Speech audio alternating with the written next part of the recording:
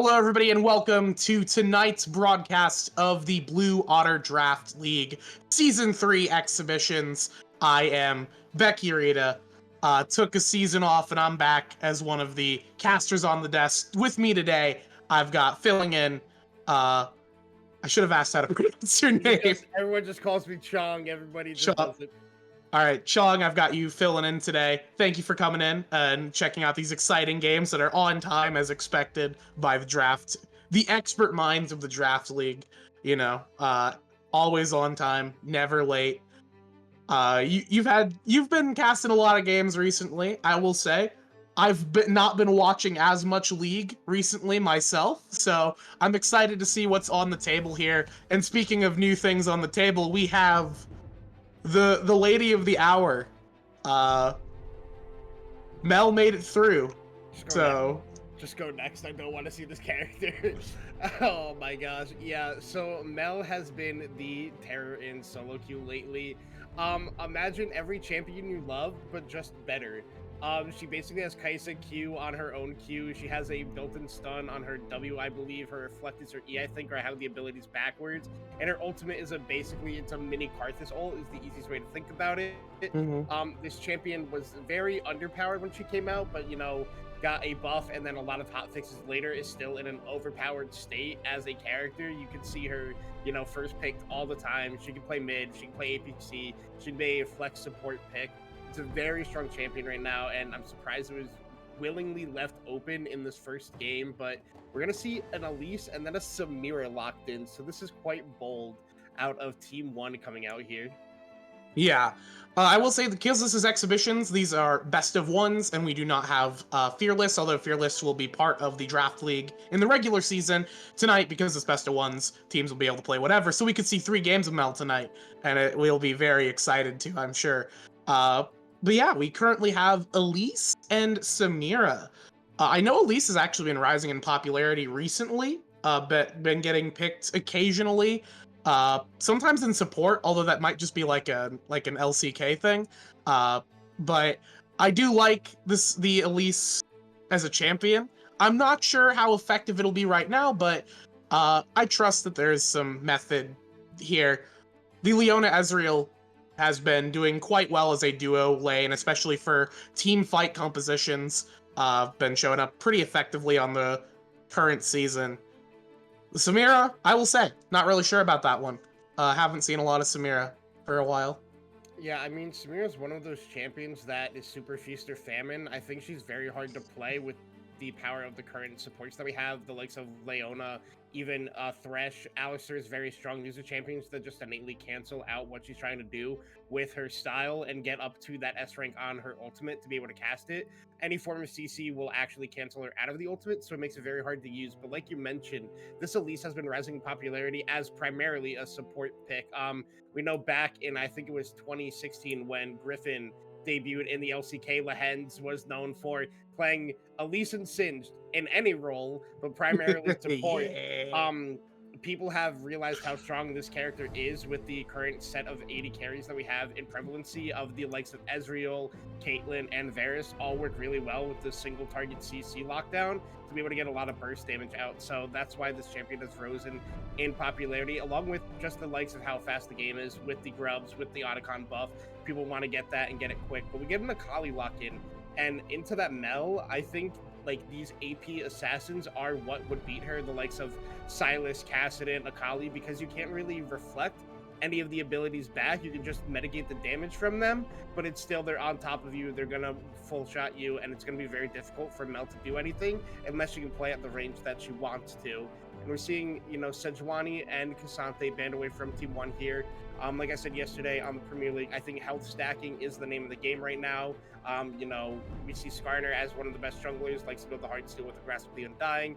Not surprised to see 2 more health stacking champions banned away, but we're getting a J4 hover. So Team 1 looking to go for this very aggressive, early game oriented composition if they lock this one in.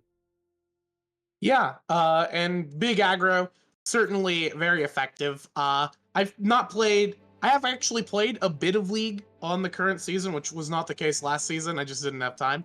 And I gotta say, early game feels very good if you play a super aggressive early game and it actually goes well, you can accelerate super quickly, and especially if you get the Noxian buff from The the Otacon buff, yeah. yeah, the Which one? Otacon buff, or The Guardian Angel or the increased Baron Timer one? and also the boosted shoes. Yeah. Those can be Yes, pretty. feats of strength. Yes. Yeah, the feats of strength. That's what I was thinking of. Yeah. But the J4 here, definitely not. Definitely an interesting selection. I don't know if anything in his kit can be reflected by Mel, so it allows some kind of engage onto the champ. The flag might be able to be It can, reflected. because it's Uh, coded as a projectile, so the flag can be rejected back to the Jarvan, but that's about it. awesome. Awesome. This is great news. Anybody gonna dash to it? No, so the flag might get reflected, but other than that, this is actually a pretty safe engage to get onto the Mel, I would say. Better than some other options. The Poppy kind of helps to shut that down, and we are picking Urgot into a live Poppy. So that is a choice for sure.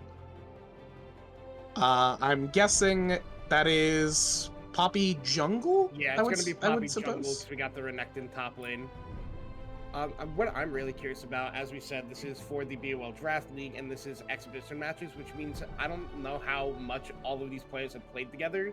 So I think it can be difficult for the side of Team One with the draft they've drafted. It's super early game. It's super aggressive. They're going to look for these dives. So it's really curious how they're actually going to be able to pull this off without playing with each other and knowing each other's synergies and play styles. So it could be very difficult. While Team 4 has drafted a more stock standard front to back team fight style comp that could see power and prevalency in these BO1 styles, and also this unfamiliarity with the other players you're playing with. And I really do like this Poppy pick because I not only did I mention it's really good against Samira because it's similar, she can't dash into you, but it's also really good into Elise, J4, and Akali in themselves. You have 4 champions who want to have some form of a dash. Poppy W, steadfast presence, just going to cancel anything that they're trying to do here. But looking overall at these two comps, who are you going to be favoring here in this first game, Becky? I definitely think that keeping in mind communication, there are two things that happen a lot in Draft League during exhibitions. Players will try and get their priority picks, their one tricks, or their superstar picks to try and really show off to get a higher priority in draft. Or alternatively, they're going to try and sprint it down because they want to go into Ruby. I don't think any of these players are really going to end up in the lower division just based on looking at these, no matter how much. Well, I guess Iconic is a captain, so can't possibly go into lower division. But some of these players may be attempting to do a little bit of negative gaming, but I'm sure that would never happen in this very noble draft league. In terms of looking at the two comps on their own, I definitely do kind of favor Team 4 here. It's less risky. There's a lot that has to go right for Team 1 to really show up. If they get ahead early, it is going to be pretty difficult, I think, just because Team 4's damage ends up a bit on the lower side, especially later into the game. You have Ezreal, and I'm not sure about Mel's damage output. My understanding is it kind of plateaus later into the game, minus the execute. So if they can kind of keep Ezreal on the back foot, there isn't actually a whole lot of damage that Team 4 have going into kind of the mid game. So I don't know. I do like Team 4's comp more as like a stable pick. If Team 1 can get ahead, I think they do just run the game over, though. Yeah, I have to agree. If Team 1 gets a lead and they're able to keep playing the map the way they want to, it's going to be very hard for anybody on Team 4 to do anything, but it's really going to be on Master, on this Ezreal, to be able to pop off and actually get out the damage that we've been seeing from these Ezreals worldwide, as he is the number 3 AD carry on this patch. Varus Ashe being those Prio 1, Prio 2, and when they're banned away, it's like, all right, I guess we got Ezreal, we got Caitlyn, so priority in the Ezreal. Hopefully they're able to show up on this, because this champion is one of those ones where if you're not hitting those mystic shots, it just does not do any damage. But on the counter side, the lack of frontline from the side of Team 1 is if those mystic shots are hitting, they are going to stick, and it's not nobody on the side of Team 1 can really stand in the front and take those for the rest of the team. And that's the same with any of Mel's abilities. So I'm really curious to see how Team One decides to play out these team fights, and we'll be able to find that out once we get back from a break due to spectator delay. I hope you guys stick around, and we'll see you on the other side.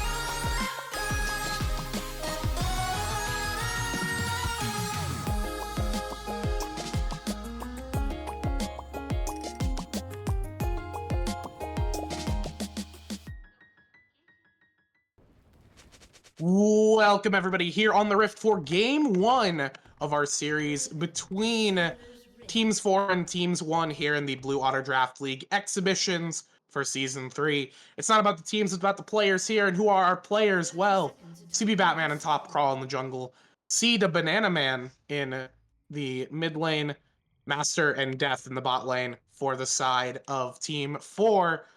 For Team 1, we've got Wraith, we've got Iconic, Never Saw in mid, VFD Lambo in AD carry, and Aqua Urchin on that Elise support. Definitely excited to see the Elise support come out. It's interesting to see it as kind of a hot priority pick. My thought it was as Elise as a support is kind of like a game 3 support for Fearless, where it's like, well, who else are we going to put in this role? Oh, Elise is pretty good. But, I mean, there are a lot of strengths to it, and, ooh, we could see a potential skirmish here. Anything interesting that you can note here from the start?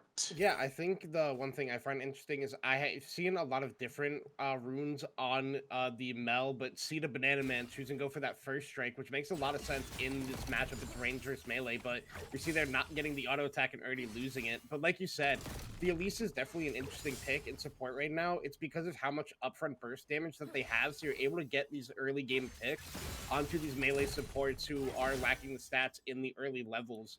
But overall, just looking at everything else, everything is stock standard. You have to take Cleanse if you Samira when you're facing that Leona. Leona also choosing to go Exhaust thanks to the dive that is threatening on the back line. You can exhaust the Samira or the Akali when they dive in to lower that damage potential. So really looking at it overall, everything is stock standard here, despite maybe just one keystone choice. But if we're ranking teams based on names alone, I gotta give it to C4. I think C the Banana Man is the best name in this lobby. Yeah, that is a pretty good name for sure. C the Banana Man is definitely great. I will say, as a draft league, man, I guess I am a draft league historian at this point, having covered this sort of realm of draft for now going on 3 years now, maybe. There are a few familiar faces, but actually a lot of new faces here to see. A couple of returning faces I'm excited to see perform. CB Batman in top lane is a very consistent top lane performer, coming back for this season and returning after a couple of seasons just unable to qualify because they were too high rank. Iconic, who has, I think, won every season they've participated in of draft. So I got the privilege of losing to Iconic in the past. So I'm very excited to see how they perform. Very powerful jungle player, and maybe the J4 not the most exciting of picks to see a jungler on. Pretty kind of standard, but it is what it is. And so far, doing all right in the clearing matchup here. Poppy a little on the slow side, getting these clear. So we do have an engage. VFD Lambo gonna be taken down a little low. Aqua Urchin limping away there. The Elise taking a lot of damage out from the Ezreal. Crawl and Ida both on the bot side. We do have an engage going in. The Zenith Blade will land on the VFD Lambo. Master gonna go low right here. Ooh, a great steadfast presence, but that first kill is gonna still go over to the Elise with the Ignite. VFD Lambo gonna get bopped by the hammer as Crawl will turn that one around. Aqua Urchin very low right now, but Never Saw has decided to roam down and try and bail them out. Aqua Urchin will scuttle away with just a smattering of HP left as Never Saw will look to try and clean this one up. One more 3-point strike. And that is a 3-point flash into a very much... Oh, it executes! No hits returned back. As that is a 3-for-1 in bot. Yeah, the biggest thing that comes out of that is the Feats of Warfare going to go over to the side of Team 1, picking up all 3 kills in the bot lane on that one gank. And this is the power of the Elite support that we saw. Was able to go in, lost a lot of health, yes, but was able to get out. And then once they re-engaged onto them, they bursted down Master on this Ezreal before he could really get out any effective damage. Yes, Crawl was there for the counter gank, but it didn't matter in the end just because of how much upfront damage came out of that Elise, making that play happen well. And then Iconic was there to help clean it up with Never Saw following up on the gank. And we see Iconic here ganking on Seed the Banana Man mid, taking a lot of damage from the turret. Oh, goes down! Executed by Mel. In the top side, though, it looks like a dive from the Renekton gets turned sideways or maybe Wraith just got a good flip into the turret with the execute. Actually, no, ulti was not used, so CB Batman just gets taken down. Mel gets a pop in the mid lane. Edaconic just a little bit too over aggressive. Here's now Wrath is gonna be definitely in danger. We'll have to blow the flash here. Crawl gonna try and get the knockback, but it's not gonna be enough. Steadfast Presence goes out, stun lands, and CB Batman will pick up the return kill, even in top lane, for our two kind of bruisers up here. Yeah, and I mean, very well played by Batman and Crawl there to be able to pick up that kill onto Wraith. But the biggest thing is when Batman died in that top lane originally did burn Flash, so Wraith had a chance to get out there, but Crawl being there with the phase rush on Poppy, able to have that sticking power. And we're going to see another play mid here, see the Banana Man and Neversaw going at it. Ooh, Oh Neversaw gonna get that execute there with 3-point strike.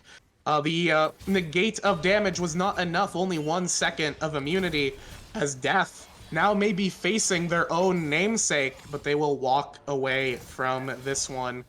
As Neversaw is very low, Crawl waiting in the wings, but there's vision here to see that Poppy is around. Aqua Urchin here in mid as well, just to kind of help the Akali get the successful recall. Now Iconic is going to be going for a little bit of a scuffle here. Aqua Urchin's going to dive in. A lot of CC going down onto Iconic as they're just taking so much punishment right here. That's going to get stunned, charge into the wall, and Crawl will pick that one up. See the Banana Man getting an auto off to get a little bit of assistance onto that kill. That's a good takedown on the enemy jungler, and we'll open up a window here for Crawl to pick up some grubbins. Yeah, I mean, the biggest thing here is that Crawl has been everywhere Iconic has tried to be for these counter ganks, and CB Batman gets another kill. Another 1-for-1 trade, and the big slow from that Urgot ultimate was able to trade back on that kill. But, you know, so far, Crawl's been very well positioned around what Iconic's pathing is to be there for counter ganks or counter plays. The biggest thing that happened before that was Neversaw is just popping off on the Akali so far, 2-1-0, has that advantage over the Banana Man in this lane. But another big thing to note is that one grub one grub has gone over to the side of both teams, so that means neither of them can pick up that first neutral objective marker towards the feats of strength, because you need all 3 on each set to be able to count for it. So we're going to see a lot more fighting around the first 2 dragons, the second set of grubs, and the Rift Herald. But overall, it's going to be a very close game the way this has been played so far in this early game. Like, I thought Team 4 was going to struggle in the early game, but they have been showing up and trading blow for blow with this aggressive early comp here. And we got CB Batman in a lot of trouble up here. Yeah, CB taking quite a bit of punishment. The slow is going to land. Wraith is going to be able to get a ton of damage out here. Doesn't have the pushback, though. We do have the knockup from Iconic, and that should be a quick and easy pickup, as Neversaw is now on a killing spree. Will dash back out with some flawless execution there. And I'm guessing at this point, Iconic's just going to clean up this last grubbin and look towards this first Drake. Yep, the pings are going down onto it. That's kind of the plan, although bot lane is certainly a bit of difficulty to push that as Samira and Elise. Although neither of these 280 carries are the best at clearing waves quickly. Okay, looks like they're going to get the wave moving in their favor, but Crawl's in a pretty favorable position in terms of maintaining that bot side river. Yeah, and the biggest issue we're seeing so far with this jungle matchup is how quickly J4 gets to clear his jungle in comparison to Poppy. So Poppy is already behind on tempo just from the early game, so I had to take that reset, and that was why that play was able to happen onto CB Batman. And now Iconic able to just invade here. Yeah, it does get that last wolf, but Crawl's going to be able to try and get some damage out. See, the Banana Man is moving. Root going to go down onto Neversaw, but is it going to be enough? Poppy is going to get chopped up by the Prince of Demacia, as now they're going to potentially look for Seed of Banana Man, waiting for the flag and drag, but the cooldowns just aren't there, as the Mel will not be jumped on. Yeah, and the attempt turnaround ends up being fatal for Crawl, as now Iconic's just going to get a freebie in the jungle here. On the bot side, we have Zenith Blade going in. Aqua Urchin gonna get exhausted here. That burst gonna get mitigated slightly, but VFD Lambo is ready to unleash the whirling death. Will they unleash it? They do not! The stun comes out instantly, canceling it. Death will have to wander away. These HP bars on bot side are so low. Crawl maybe have to be the tipping point. Master gonna pop that barrier. TP's coming in from Wraith as Crawl's gonna try and get enough damage on the backside. No, I was never saw TPing in, and will be 3-point striking, executing that Ezreal as Crawl gonna try and fire back here, but Iconic has arrived and will bail this Akali out of dodge. And that is a great bot side play for the side of Team 1 as now Crawl is saying their last words. Gonna have to try and outplay under the turret here. Will it happen? Steadfast Presence gets popped, but they get popped themselves. Great aggro juggling from Aqua Urchin as another kill gets picked up in bot side. And then in top side, Wraith devours CB Batman for another solo kill. Crawl tried to flash stun the D Lambo into the wall, but hit a minion instead and ended up paying for it with his life. But I mean, Death had a beautiful solar flare onto Lambo there, forcing the cleanse and the stun and canceling the ultimate, but just not enough damage there. The Spiderlings doing a great job to just block out the damage that Master is trying to put out with these Mystic shots, and we see the power of Elise on these dives. Aqua Urchin taking the aggro and able to just drop it very quickly with the repel. The side of Team 1, you know, drafted this very aggressive early game comp, has been playing it very well so far, and the benefit of all that is never saw on the Akali is 5-1, and it's going to be very hard for anybody on the side of Team 4 to deal with it come the late game. Yeah, and Team 4 is certainly starting to struggle here as the game continues. They're falling behind ever so slightly, and these early advantages that we kind of expected to go over to Team 1 are going over in spades, especially over to Neversaw, who is putting on a clinic on the Akali this game. Will be a huge threat as the game progresses, especially as they are now able to just kind of take total control over the map. Mel just doesn't necessarily push fast enough to combat the Akali here. As Crawl gonna be the target, Neversaw just gonna be looking to try and execute this player, and no execute necessary. Just a few tiny knives will be enough. That was actually ridiculous how quickly Crawl fell down there. But I've been looking at items being built, inventories, and everything. Everybody on the side of Team 1 is at their first item. Never mind, Lambo gonna go down here, it looks like. We got the Mystic shot forward. All right, yeah. Master able to pick that one up. Out, both of them out of turret range, so no real turnaround threat to be there. So very good play by Team 4 to pick something up for themselves there. But yeah, everybody on the side of Team 1 is already at that first item breakpoint, and the side of Team 4 is struggling to catch up just because of how much more expensive some of their first items are. Trinity Force in comparison to Collector. And okay, I got to talk about what Death is doing here. He's building towards the Heartsteel on support Leona. Look, I get it.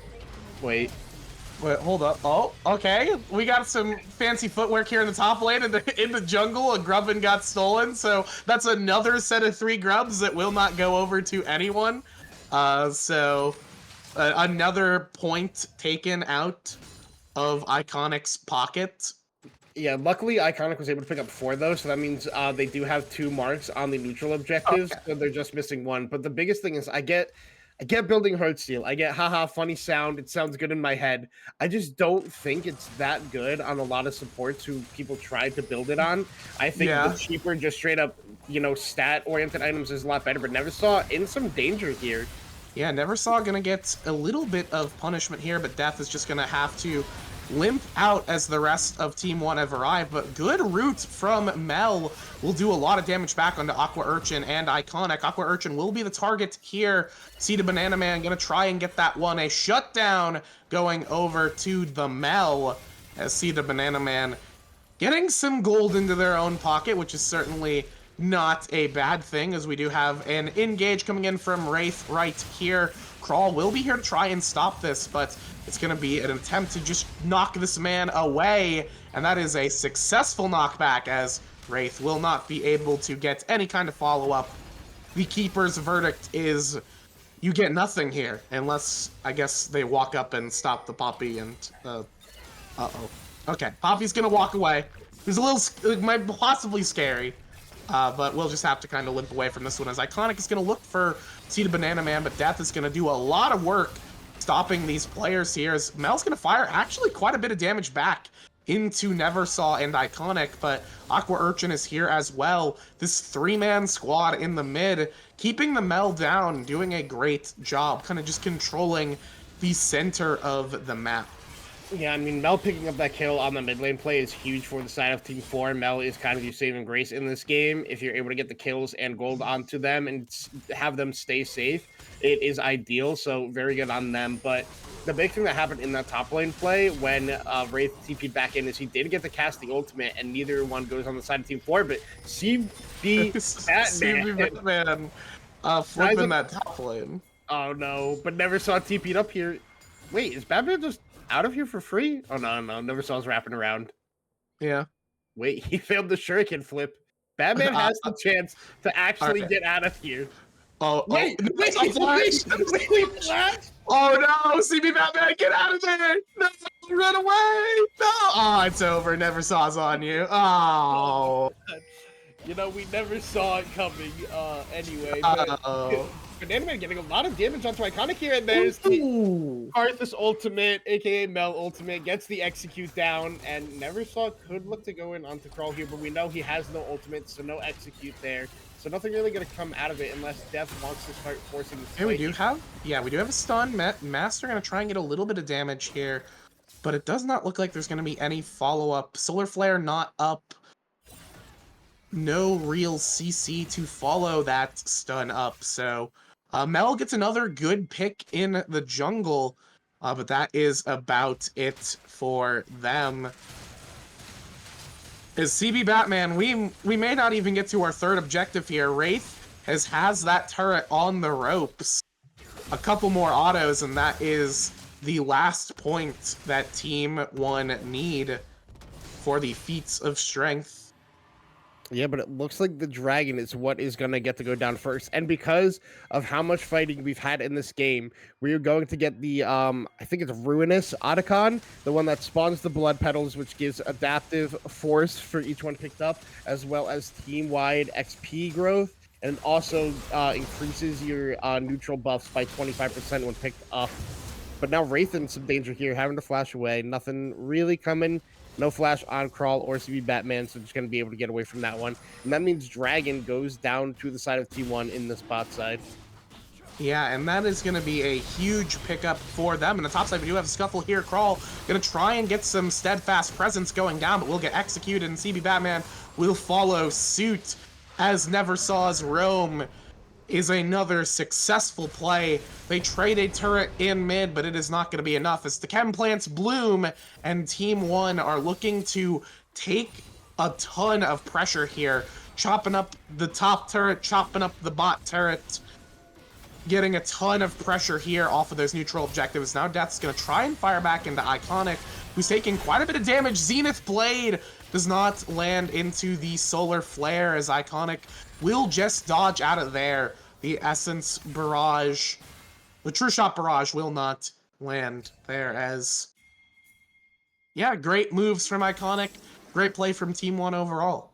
Yeah, I'm kind of just shocked what happened in top lane to make that play happen, because we thought the play was dead, and the next thing we know, Batman and Crawl are just getting 2v2 killed by Wraith and Neversaw, which just turned into so much momentum for the side of Team 1. They pick up both turrets in the top lane, they pick up the outer tier 1 in the bot lane, and pick up the dragon, so that gives them, I believe it should be the feats upgrade. Oh, it's not the feats upgrade, so I was incorrect in saying that they should get it off of having 3 grubs. You were correct in saying what you said earlier. So it's going to be a fight for Herald for that one, because the first turret did go down to the side of Team 4.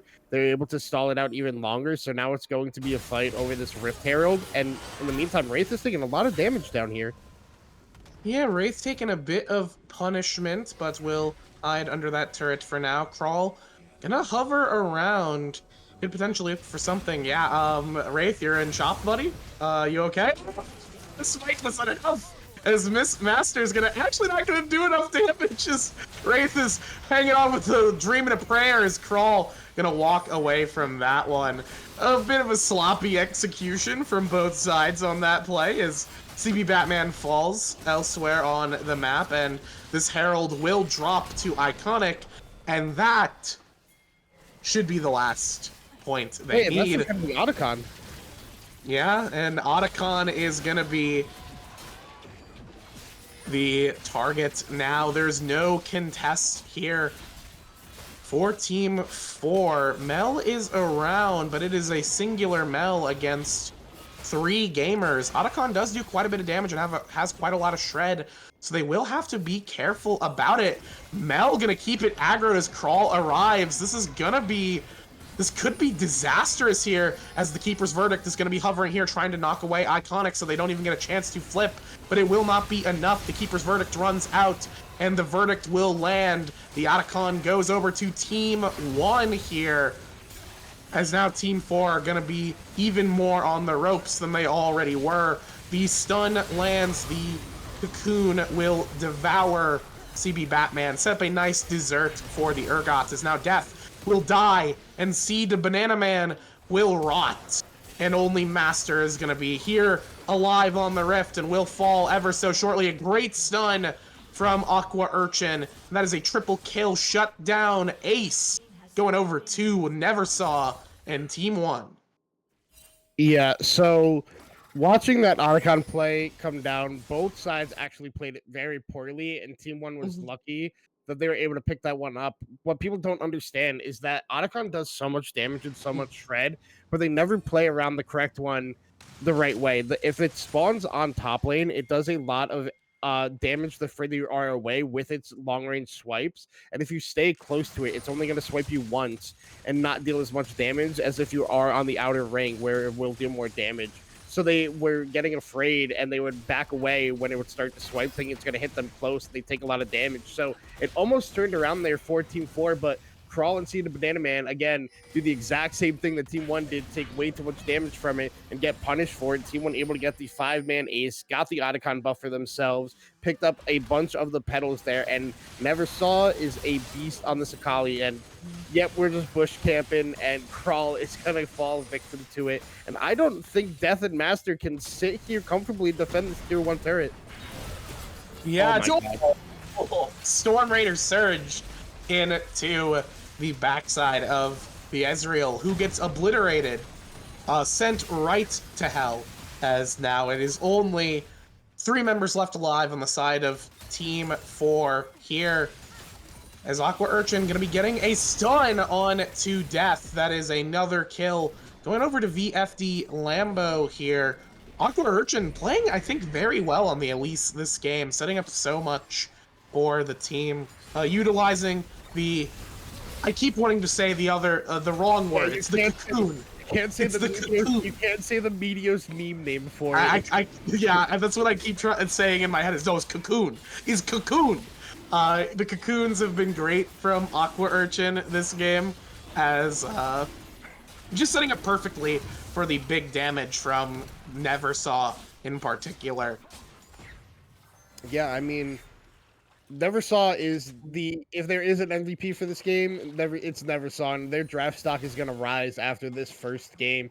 I mean, everybody on the side of T1 has been playing well, but it is Neversaw who is running the show alongside of Aqua Urchin on this Elise support, showing that they have the ability to play these super strong meta support picks that not many people are willing to bust out. Everyone's still sticking to the likes of Leona and everything like that. But that's going to take a little bit of chunk there, but be able to get out just because of how strong Leona is in the defensive stats without building any, just because of the Eclipse that she has. I think that's the name of her W. I don't remember. Yeah, I think it's weird that her name is also the name of an item in the game now. But regardless, I didn't consider that. Yeah, that is true. That's why I was like, I don't feel like that's the name of it, but it is. But yeah, no, overall, the way Team 1 has just been playing this game from a macro sense and map movements, they have been doing such a good job. And we see Neversaw here hovering again because, I mean, I didn't think the Urgot Renekton matchup was this bad, but Wraith has really been showing us who is the superior top laner in these two champions when they face up.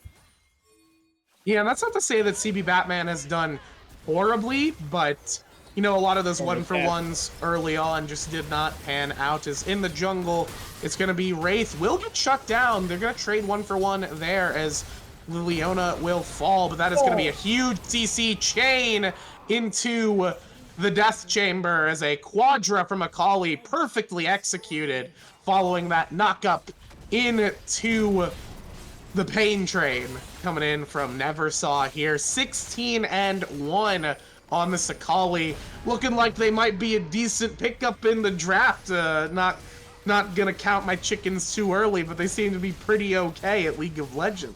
Yeah, wrap it up. We're picking off of game one. I'm drafted Neversaw after what I just saw in that last team fight. Literally ran into 4 people in the Shroud of Akali and picked up a quadra kill with no punish. This man has been stunting all over Team 4 in this first game here. And Team 1 able to pick up the first win of our exhibition games here in kind of dominating fashion, if I do have to say so myself, Becky. Yeah, I knew that Team 1 was looking pretty strong just going into it based on both the players I know and some of the new faces who just looked like they had good performances in solo queue. And unsurprisingly, yeah, Team 1 is a very strong team. They were going to be a team I'd consider strong just based off of the fact they have 3 master players, but you know, they definitely delivered. The players I wanted to see, Aqua Urchin, Neversaw, and Iconic, I think all had relatively strong performances, but I do gotta say, I think Wraith held their own very well against a top laner who many would consider to be pretty good, although there is certainly a rank discrepancy currently between the two players.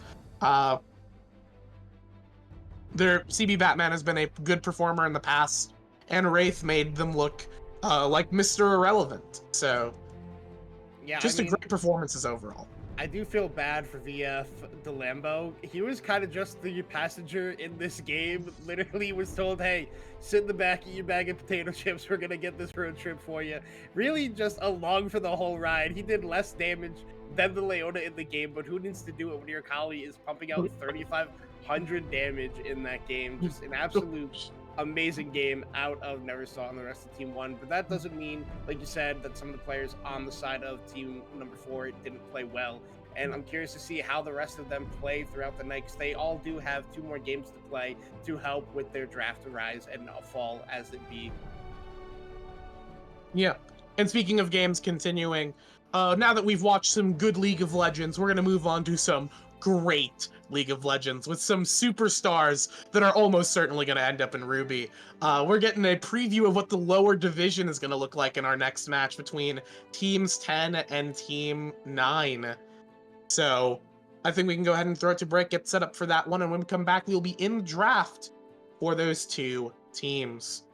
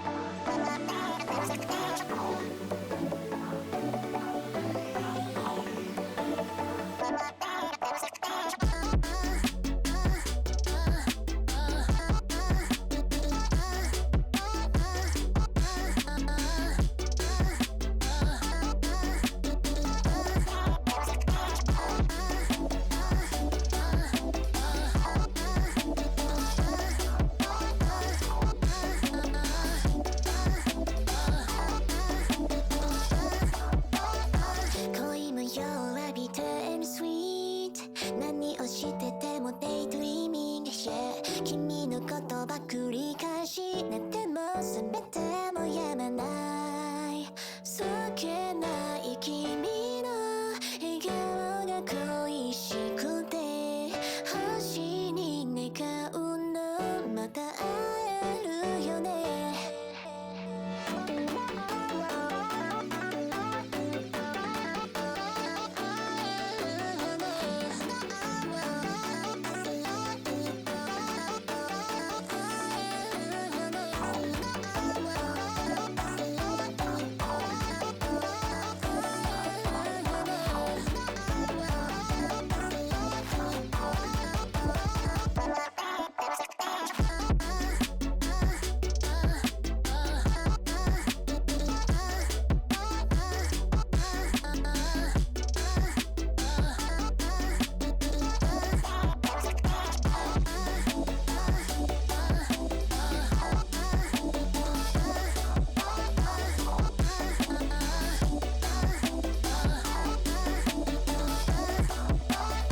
恋のようにテンスイート何をしててもデイドリーミング Yeah 君のことば繰り返し寝ても覚めてもやめないそっけない君の笑顔が恋しくて星に願うのまた会えるよね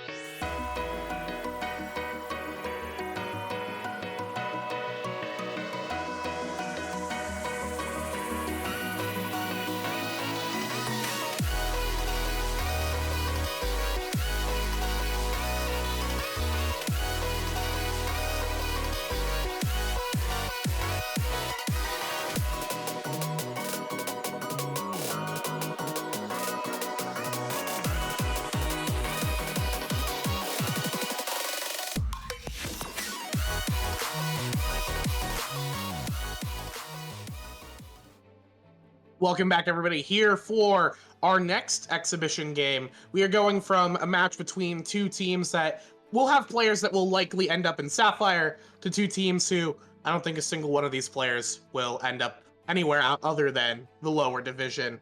Not that they're bad players, they're the kinds of players we love to see. A lot of storied players in this match on both teams. Players like Fallen, Molly, OT Blitz returning as well. Giggle 21 back in support. Melee Vane returning after a few seasons off. And of course, the one and only Boat Chicken taking another swing, trying to get another chip for themselves here. Both teams coming off a loss in their first game with some fascinating drafts. So I'm excited to see what our players are gonna bring to the table in this game to make it interesting. Look, if it's anything like the first game that they picked, we are gonna have zero idea where any champion picked is gonna end up in this game.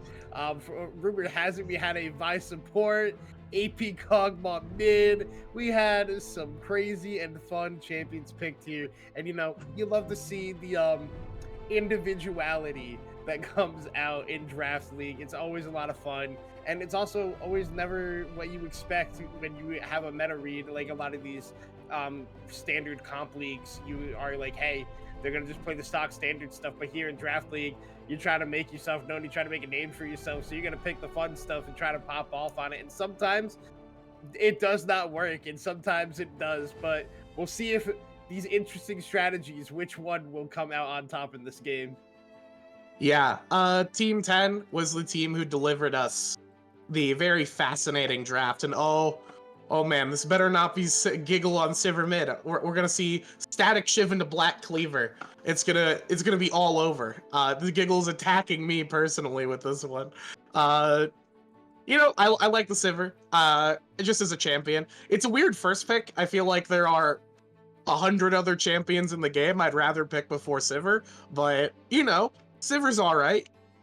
Yeah, I mean, like the likes of Skarner and Wukong are still up. Varus, Ashe, and we're getting locked Lucian? in is Sivir and Lucian as Lucian? our first two picks.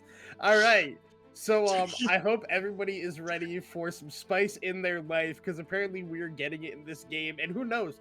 Maybe this is the patent pending Sivir Lucian mid matchup of legends that everybody's waiting. Boat Chicken versus Giggle on 2 marksmen in the Look, mid lane. Say what you will about Boat Chicken. I've played with Boat Chicken in the past in a couple of teams, and I know that Boat Chicken can actually pilot the Lucian to a reasonable amount of capabilities. I don't think it's gonna happen, but I think that if it does happen, I wouldn't be that surprised. The Nico is It's locked I in. was about to say it's the most. Actually, is this an expected or normal pick? Is this something I should be happy about? Nico support has been like similar to the likes of Elite support. Nico support has been around for a while, but if we have anything like the first few drafts we had, who knows? This could be Nico jungle, it could be Nico top, it could be Nico mid, it could be Nico APC or support. But I do think Nico is one of those champions that is just like all based around your ultimate. If you have a bad ultimate, you're kind of a useless champion. So it all comes down. There's right. no way they're running it back. There's no You cannot run it back.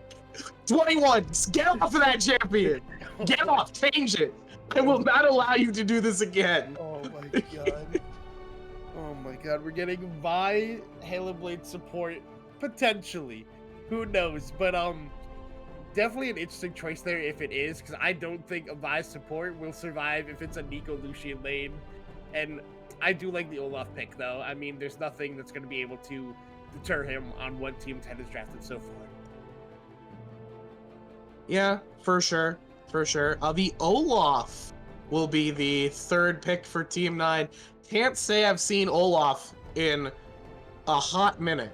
I'm trying to think of who that would be going for on Team 9. I Could guess. be Valka top Olaf.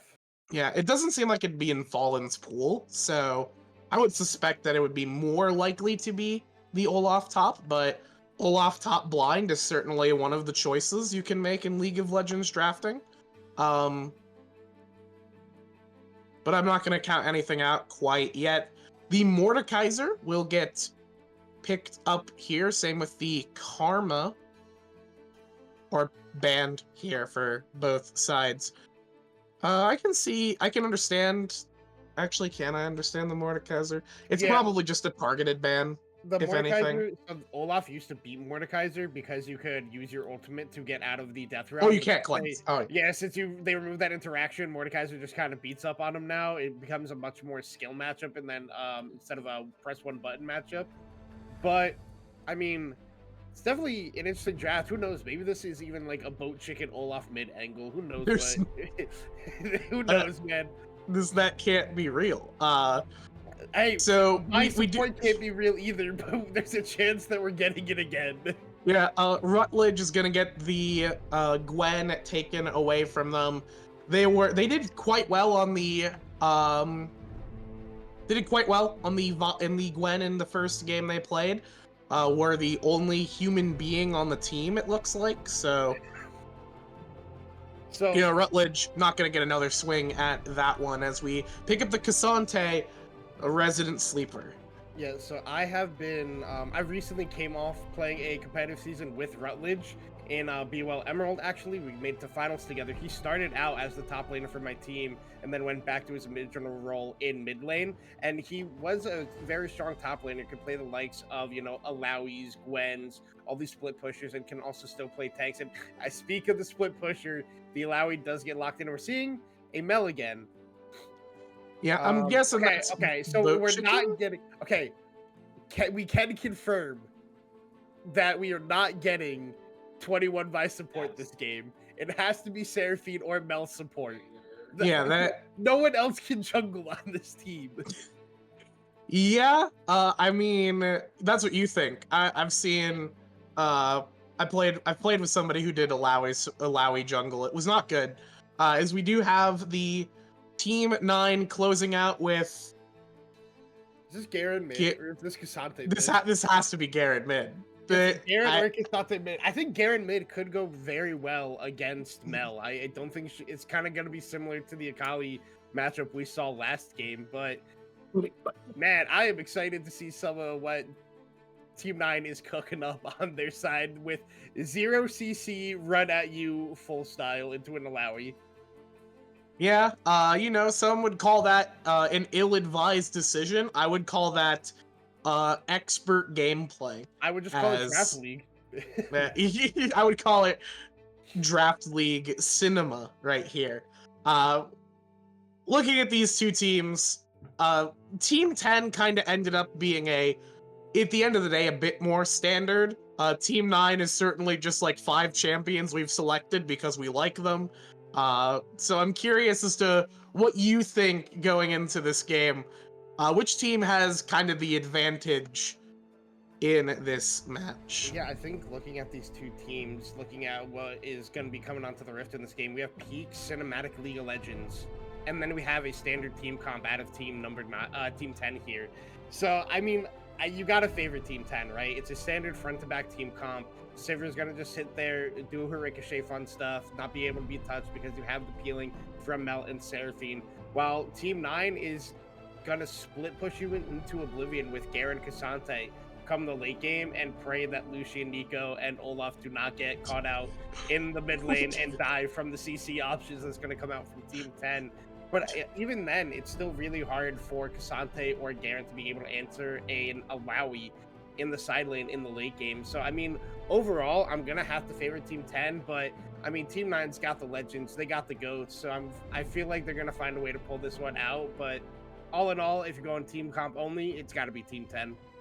Yeah, also probably in terms of players, it's Team 10, but, if Boat Chicken, if there are no fans of Boat Chicken, I am no longer on this earth. So I have to believe in my man Boat Chicken. And also Fallen has done very well in past seasons. Last season was definitely a bit iffy in terms of performance, but has shown up great in the past. Molly had a great season last season as well, after several seasons of not winning a single game. So I think that there are some strong performers on Team 9. We'll just have to see if they are capable of making it happen. So with that said, we're going to go into a spectator delay. When we come back, we'll be in on the Rift for our next game here between Teams 10 and Team 9. Stick around. The action's going to be great after the break.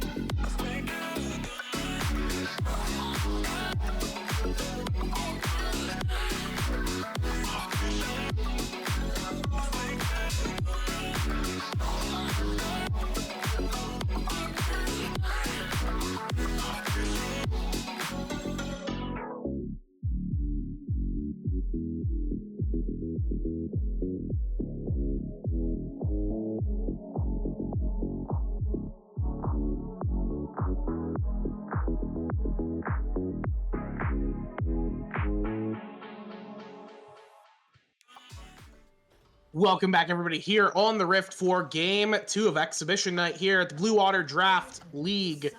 I am once again Becky Rita, joined by Cheong on the desk. We've got some exciting players here, a lot of familiar faces, and some newer faces as well. As the drafts, they've shaken out somewhat standard, as OT Blitz is going to die to death here before first minute, and that is 1 point going over to Team 10. You never like to see that. Yeah, and I mean, we were wrong about it being Garen mid. It is Boat Chicken on the Kasante mid. And very well played there by Team 10 on the invade.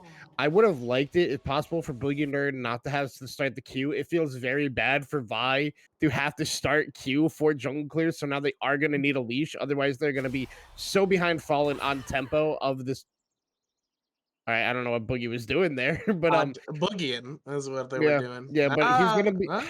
he's gonna be so okay. I got confused on the map by Mollywops being Olaf. I got confused for a second. Yeah. But yeah, Boogie's gonna be super behind on clear tempo in comparison to Fallen, who, because he is Olaf, is willing to just sacrifice a lot of his HP. We see that he didn't even start a health pot to gain that attack speed to be able to clear through the jungle so much faster. So the amount of tempo Fallen is gonna have on this map and priority is gonna be huge in comparison to Boogie. So Boogie's really gonna have to make this first assist, make it worth it for himself, and look for more ganks now that he started with the Q. Yeah, it's one of the kind of win-lose, I guess it's a trade-off as a jungler. When you can see an opportunity like that, especially on Vi, you have to trade away a lot of your clearing power. Is Valka getting a ton of damage onto Rutledge here in top. Trade away a lot of your clearing power to get a kill, which can certainly be great. Melee Van is absolutely a-okay, picking up an early dagger for themselves. But it does suck if you are the Vi, if you are the jungle. It's like, well, this happens a lot if you're a Moo so that you can take Bandage Toss level 1. It's like, well, I don't know what I'm doing in the jungle right now, but I've got Bandage Toss.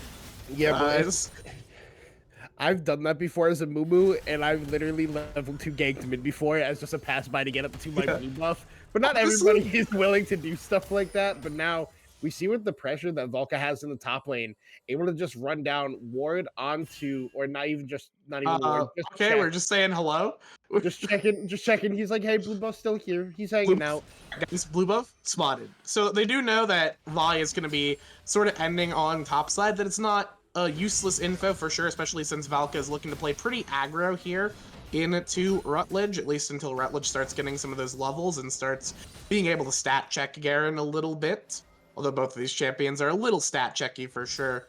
Yeah, I was going to say, this matchup is pretty tough for Alawi in the early levels just because of how strong Garen is, like levels 1 through 6. But eventually this will turn into Alawi's favor, I would have to assume, and then just be able to be this beefy stat stick that Garen can't deal with. But, I mean, Valky's been playing the early game so far. Both of these top laners choosing to take Ignite, but the difference is Valka has Flash while Relic only has that TP. So gank opportunities is going to be good for the side of Team 9 if they're able to hit the Q with Olaf to keep Rutledge slowed down. Yeah. And Fallen here going to be going to clear up those topside Raptors. It looks like Boogie will get a full clear.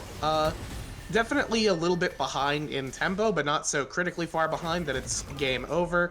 21 is here, going to be looking to try and land a slow onto Boat Chicken. Does have the double tap E, will not land it as Boat Chicken gets out of dodge there with a little bit of a dodge. It's now Melee Vayne going to take a little bit of punishment here. The flash is going to go through on OT Blitz, tick-tock down as Molly Wop going to whop that guy as Melee Vayne will drop. And kill goes over to the Nico. Good stuff. Why didn't we barrier? Melee Vayne is holding we're saving it for next round. For game 3. We're saving it for game 3. Good punishment by the side of Team 9, seeing that 21 had roamed all the way up to the mid lane, knowing how much burst potential that they have with this Lucian Nico combo. But Boogie Nerd down here in the bot lane. What are you doing? What are you planning on doing, Boogie? You already used your dash. Nothing amounts from that one, as 21 gonna take some minion damage. We'll have to recall here. At the very least, kind of forcing OT Blitz and Mollywops back, but not really a whole lot, as Melee Van's gonna just kind of be on their own. Yeah, I mean, this bot lane is looking a little bit rough, like just tempo-wise. 21 needs to get this reset, but is so behind on tempo. But, you know, Melee Vane is up in that CS department, does have the first blood, has the, I think it's Gunslinger or something? I don't even know the name of that item. I play support. Yeah, funny slingshot. Yeah, I was like, I play support, man. I build like 3 items every single game that I play. But Rutledge actually taking the one-on-one into Vulcan here. Slow. Yeah, the test of will be passed for right now by Valka, as the tentacle's gonna slam in the mid lane. Giggle's just gonna kill Fallen to death, as Boogie. It looks like Fallen burned Ghost. Didn't have ulti, so probably just got rooted up and killed by Giggle's ultimate, if I had to imagine. Boogie did get an assist on that. And then Rutledge just killed Vulcan top lane. Wait, Volka, how did you die? That's Wait, Volka warfare for the side of Team 10. Wait, in the bot lane, what is happening? OT Blitz is gonna be having to limp away here, as Melee Vane will throw the boomerang blade. Not nearly enough damage, as people are dropping like flies all around the map here, and unfortunately, things are happening too quickly in this one. Yeah, we can't even keep up with all the action that is happening across this game. We're going from play to play to play and just getting the tail ends of them. But Feats of Warfare picked up for the side of Team 10, pick up all 3 grubs, so that is 1 towards the Feats of Strength there for them. So looking good so far at the start of this game for Team 10, and I don't think Team 9's team comp is able to win in a scaling battle in comparison to what Team 10 has drafted. So looking already pretty rough out of the draft we have here for team number 9. Not to say it isn't creative, but it just kind of falls off a cliff after 22 minutes.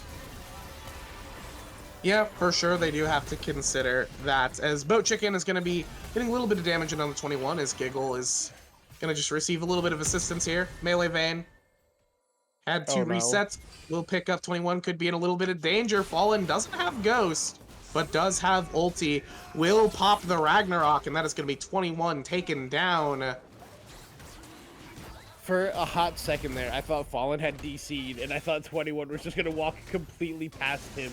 Because he just they just were like ships passing in the night for a second, but then Fallen does finally decide to jump on him, picks up the kill for himself, and then this first Mountain Dragon gonna go over to the side of Team 9. Feels pretty good. It does give some nice benefits to your team, especially to the likes of the Xante and Garen, who will build a little bit tankier. Garen, man. All right, yeah, so we hit the point where I'm pretty sure Ilaoi will just forever win this matchup, and they're trying to set up a dive, but they're juggling tower aggro really poorly, taking a lot of free tower shots here. So it's just like, what are you doing? Get out of here! Valka just opted into dying anyways. Whoa. So Boogie almost got executed, and then Vulcan said, nah, I got you, dude. I'll just walk up and let myself pass away. And then another plate goes to Rutledge. Man, this is peak League of Legends we are getting here in game number 2 for our exhibition matches, and I wouldn't have it any other way, honestly. Yeah, Valka is having a bit of a rough one. I can't say that I would do any better into Ilaoi. When I played top lane, I feel like a lot of top laners, this is a similar experience. Champion, it just feels like unwinnable when you're playing against Ilaoi. You try and play it yourself, and it's like she has a cold. It's I don't get it. I never could beat Ilaoi, so I don't blame Valka for struggling up here, but yeah, they didn't pick Teemo, that was the issue. True, real and true. Yeah, I mean, sometimes when I play top lane and I'm having fun, I see them locking Ilaoi, I just lock in Lilia and then just make them absolutely hate their life. But we chose to go the Garen approach. Garen is the haha funny shit. Mollywops, never mind. Knock up, we do have Fallen, does have Ghost. does have the Ragnarok as well. Gonna pop on the melee vein as Mollywop's gonna have to get away at no HP here. The clone will be enough as the Vi will try and trade back. Fallen's gonna get the Ragnarok. Extra extended time as Boat Chicken's gonna arrive here on the play. Giggle is here as well. Boat Chicken gonna try and get something done. Does still have the all out, but no real way to make use of it, as he is just gonna walk away here. Be a bit of a meat shield to deter Team 10 from going any further. Yeah, I mean, I think Team 10 could have played a lot more aggressively there once Giggle showed up, but both forms of CC from Mel and 21 both missing a crucial target there, so no real follow-up or damage, but that's the power of the Olaf, just able to have that sticking power onto Sivir, even through her ultimate, just able to be on top of her the whole time, get the extended duration on the Ragnarok, like you stated, from all the extra auto attacks, and able to pick up that kill to make the play worth it, but that is no summoners now on either bot lane side, except for the Ignite coming up for Mollywop. So a lot of threat down here in this bot lane for both sides once they look to get these plays when their ultimates are back up. But now we have the second set of Void Grubs spawning. Fallen did start them up, but Boogie is there to respond, and it's hard for Team 9 to contest when how strong Rutledge is on this Alawi. Fallen might look to just smite one away and deny the 6 grubs, which would be the smart play, but we're gonna have a fight break out here in a second. Yeah, looks like Boat Chicken's gonna be around. We do have a smite take away from Fallen here, as now we have low HP bars on the device. She's gonna get shut down. Giggle gonna go invulnerable for a little bit, but no reflections will be seen in the mirror as Giggle will fall. Rutledge has arrived, but perhaps a little too late. 21 gonna have to flash to the wall. Rutledge gonna do what they can, try and take down Mollywops. The Ignite will tick, and the burn will claim the Lizard Lady, but it is only gonna be a 2-for-1 on the play here, as Fallen will pick up the second of the 2 grubs that they will claim. Denial of the 6 grubs is gonna be huge for Team 9. Yeah, I mean, they did deny the 6 grubs, but luckily Boogie did pick up the first set already and picked up a crucial one in that one. So the 4 grubs still going to get 1 Void Might spawn when they do get to these turrets. But that team fight was really well played by Team 9. The power of just Olaf and Cassante in this early game, just with the raw stats that they have being bruisers, able to just put out so much damage. And we saw their Giggle, 21 and Boogie just not able to get away from the sticking power that they have in this early set of the game. Even the all-out coming out there onto Giggle, having him go down, it's going to be a little bit rough to fight these neutral objectives if Team 10 isn't set up correctly. And the biggest thing that happened there is Rutledge did come down just to lose his life, and it was picked up by Volker there. So a little bit of evening out in this top lane, but we say that and we can see on the mini-map is Rutledge is still up against that turret in comparison to Volker, who has been struggling in this whole lane. Yeah, Boat Chicken starting to get their footing here in the mid lane, which is certainly great. Looking pretty decent on the Cassante in this one. But of course, Mel is still a fairly strong and consistent champion. As we do have a potential engage, Melee Vein does pop the On the Hunt. Damage not too significant as Fallen will arrive, but not going to do a whole lot. Just dissuading Boogie from going any further. Drake is up for both teams here as an option. I know Team 10 would certainly like to get their claws into that one, but going to be easier said than done for that. Valka gonna try and cut up the tentacles here, but it is gonna just be kind of, taking the test of will. And taking some damage there as the Drake will go over to Team 9. And that is pretty okay for sure. Now 2 Drakes in the pocket of Team 9. That is a condition to start playing for. Yeah, I mean, the early Drake stacking, we're on pace for a 24-minute Dragon Soul here if Team 9 is able to pick up all of them.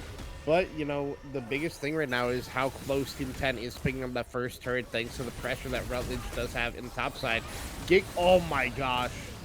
That was kind of sick, but it worked out well. I liked seeing the reflect on the Cassante Q to pull him under tower, but it literally did not matter in the end there.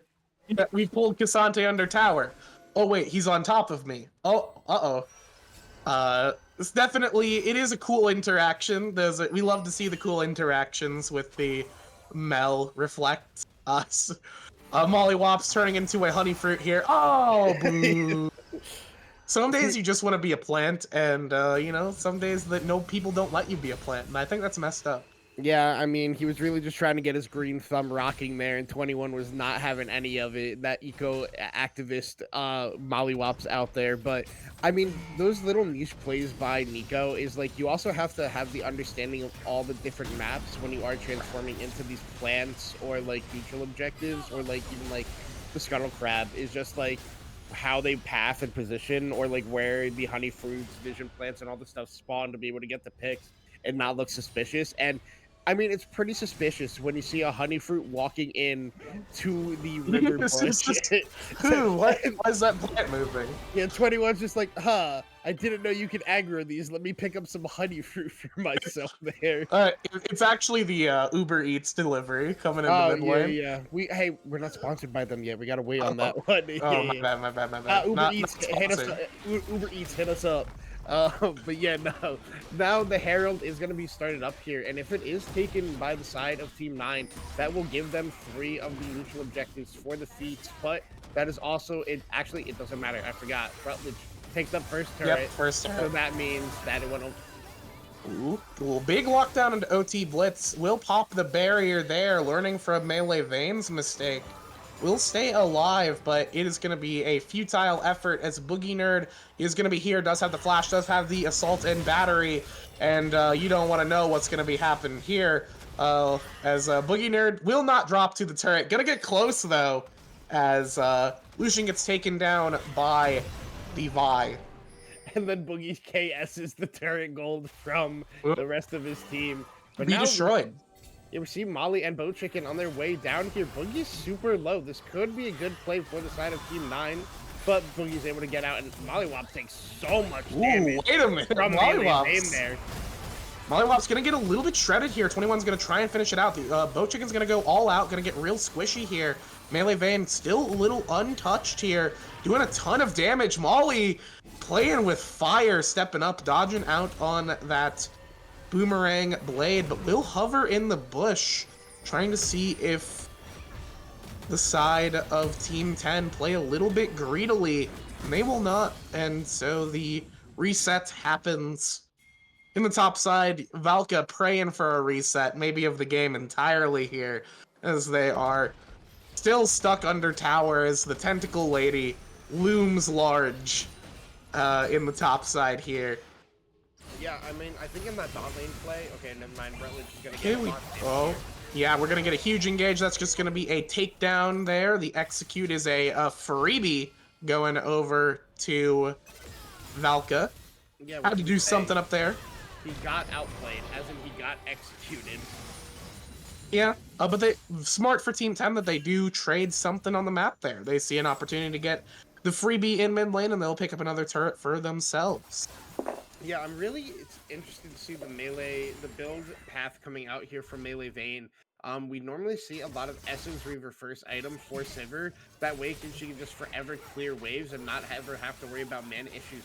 But choosing to go towards that Yuntal that was super strong, like I think it was like 6 patches ago now when it first got reworked to give increasing crit chance and all that fun stuff instead of just the bleed passive. But it's an item that has fallen out of favor on most of these 80 carries, and it looks like they're building towards an IE second, so there may never be a chance to see. Ooh, 21 gonna drop very low here from the cuddling, but it is not gonna be nearly enough damage coming out from the Lucian. The mid laners are scuffling in bot side. Test of will land onto Fallen. That's a decent chunk into the Olaf there, right before the Drake. Almost certainly gonna be enough to cure that one for the side of Team 10. Team 9's gonna respond with the Herald, see what they can get. This could be a good position for Team 9 to try and just collapse here. It's gonna be 4v5. Boat Chicken does have TP, but will it amount to anything? When you have the Encore going down, Mollywop's gonna get the first kill on the 21 here. Mollywop's gonna go low. Will not be able to get the Pop Blossom there. as Boogie Nerd will take down OT Blitz once again. Fallen already skedaddled. Same with Volca. And that's just going to be a 2-for-1 in the mid lane, trading for a singular outer turret as Otacon is on the Rift. Yeah, and we once again have Voracious Otacon here in this game, so we're going to get to see more of these blood petals. None of that GA passive BS that is just kind of free to play the game at that point. But, I mean, despite it being 10-10 in kills, we have the gold lead here for Team 10. They're up 2K, and it's thanks to that first turret blood they have and also the additional turret. So, good plays by them and good response on, you know, getting the dragon stuff, the dragon stacking. Yes, they did lose the mid lane tier 1, but they were able to stop them from pushing the tier 2, pick up 2 kills for themselves, and then just reset the map. So overall, some good play coming out of both sides here in this game so far. Yeah, so taking a look kind of now that we have a bit of a moment to breathe here as both teams are kind of counting their ducklings and seeing what they should be doing going forward. It's got a minute 30 to the next Drake. Otacon is obviously on the map, but he's a very risky objective to take. Volca is taking what we call a bold play, attempting to bully the Illaoi a little bit here. Illaoi is unamused. But Molly is here. This could be enough. We do have Pop Blossom going out. The Illaoi ult fires back, and the tentacles are slamming. The execute's not going to be enough damage there. Not getting in enough as Rutledge with the ulti will fall. HP bar is very low. Molly playing with... Ooh, great movement there. And just picking that one off. Good stuff from Molly to clean up that kill. On the top side, though, 2 players on bot for Team 9 means Otacon is an easy pickup for Team 10. Fallen's going to try and go for a steal. Does have the Ragnarok. Going to be running in. The Encore's going to go out, but it'll land into nobody. We're going to get a steal on the Voracious Otacon as he is going to be withdrawing from the Rift on that one. Bo Chicken as well withdrawing. Molly will be probably next to fall as OT Blitz going to take the freebie and look to get something off on themselves. Another withdrawn player here, as that is 4 of the Otacon revives taken out so quickly and for so little gain. Yeah, so I was wrong. It was the GABS one. I got them confused. But the big thing is, yes, Otacon did go down, but they got no kills afterwards, and Team 9 picks up all 4 out of 5 of them, so that's a free 800 gold to their team there. I did not really like the way that Boogie Nerd and the rest of that Team 10 played that fight out, and 21 might be... Okay, has to flash away from Volca. Yeah, I did not like the way Team 10 was playing that out. It's like, you have to either zone out the Olaf or burst him before he gets in, because you can't CC stop him once he's in the pit, because he's just going to pop the Ragnarok and do whatever he wants. And Fallen able to smite steal that one away and costing a lot of tempo there from the side of Team 10. And I've seen this before, Becky. Yeah, I've seen this story before. Oh no, watch out! It's a ward! Oh no! Wait, the test of will doesn't go out because it tags a ward! That's not a player, you fool! As Volca will pick that one up. I cannot believe turning into a ward was the right maneuver. It blocked the test of will, which negated a lot of damage from Rutledge and just allowed an easy pickup here. On the top side, Giggle's going to try and trade something back. We'll probably get it. Yeah, I didn't think it was gonna work because of how much movement speed you lose when you become a ward.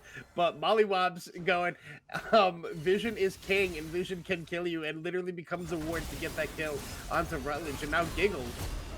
Oh, okay. Giggle gonna try and take down OT Blitz. Not nearly enough damage. We'll just get swept up right there. Does get the inner turret, so an objective secured for Giggle there. Whether or not it's a worthwhile trade remains to be seen. So we've got Baron up in 30 seconds, and we also have the 4th Drake of the game. Our second Hemtech will be spawning here.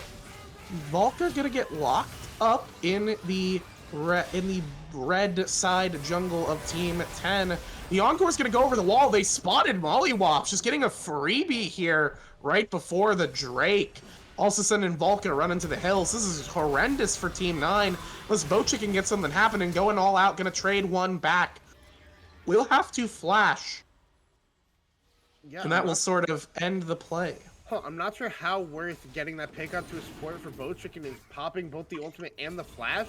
Now this is actually super contestable for the side of Team 10. They are going to have the leap of faith from Ilaoi in this choke point. They just have to be worried about the way they're positioning, because right now split off is Melee Vayne from the rest of the team. Yeah, Volca doing tickling damage to Boogie Nerd as the leap of faith will go down, but there is no faith to be rewarded as Ilaoi will drop first. Good focus from Team 9 as the... Oh no! Giggle with the ultimate claims not just a gamer, but a dragon as well, as that is a huge steal for Team 10. Yeah, amazing play by Giggle there, getting the Dragon steal with the ultimate, but also just bad play by Team 10, not positioning well at all in that fight. They were so split up. Rutledge basically lost all of his health bar for nothing, and then was just executed by Volca. And Volca going the full DPS build. We have the Infinity Edge and the Stride Breaker, so very powerful on the sticking power they have there. Yeah, sloppy from both teams, but that's sort of what we've been seeing the entire game. Pinnacle League of Legends. Yeah, in the end, the Drake does get taken, but the gold advantage, I think, is probably Team 9's not too upset about that one. I would imagine, at least. The Baron is going to be kind of the next look here. Is Bochicken stepping up? Just trying to get control over the Baron side of the map. No, wait, Molly's is the honey fruit. I repeat, all right, this is actually Molly is the honey fruit. This is the payoff we've been waiting for. Wait. Oh, turning into the honey fruit at the start of the game was actually just what we call Chekhov's gun, but it was not enough, as the damage was at least funny. He got the heal out of 21. I think he might have been able to burst him if the 21 did not heal that.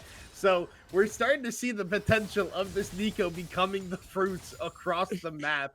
Because Team 10, they did hit the Scryer plant, and they're like, the honey fruit is just here. No big deal, and little did they know that it was Molly waiting to make the plays happen. In the meantime, with the fun and shenanigans, Rutledge got the outer tier turret in bot lane, and now Boogie Nerd in a lot of trouble. Got to get out of there. Took some good damage, but now we have the side of Team 9 setting up around this Baron. But good vision out of Team 10. They know where they are, not able to start this up without a good sweep. So we're going to start seeing a slow, methodical style play again. We're going to go back to that little bit of a lull state as teams start to set up vision around the Baron. Yeah, and unfortunately, I think this does not favor Team 9 because there still is not a player who can 1v1 contest the Ilaoi, as we do have an engage onto 21. Stridebreaker will fire as Ilaoi is going to be teleporting in to the situation here. Boogie Nerd's going to be going down. That is a great encore to catch two. Fallen's Ragnarok is not up. They will be Fallen on the map, as now Boat Chicken will be the next up to be a target. Will get out of there. Unless they decide to just walk back into Rutledge for whatever reason, because they're a better player than I am, as Melee Vayne will trade 1-for-1, taking out OT Blitz in the mid lane as Volca cleans that one up. It is going to be 2v4 here, but I think it is not worth it. There is nothing you can do, Boat Chicken. There's nothing you can do. Please go away. Please don't be a hero. Just give this one up and live to fight another day.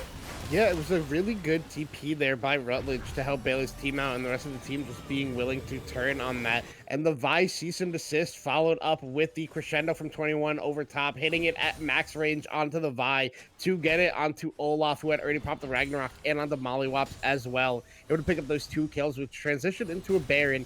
I think Melee Vayne, a little bit aggressive there, trying to get the kill in mid lane, could have just given up the mid-tier turret because you already lost it and just helped get the Baron faster.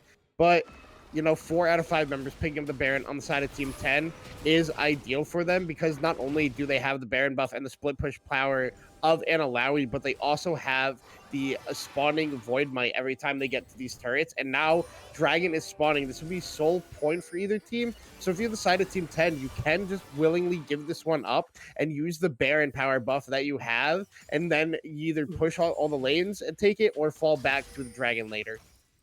Yeah, and that's going to be kind of the payoff for the sloppy take of the Drake, as Molly will just be obliterated right here. Boat Chicken going to go all out onto Giggle, try and get a lot of damage here, but there is no follow-up.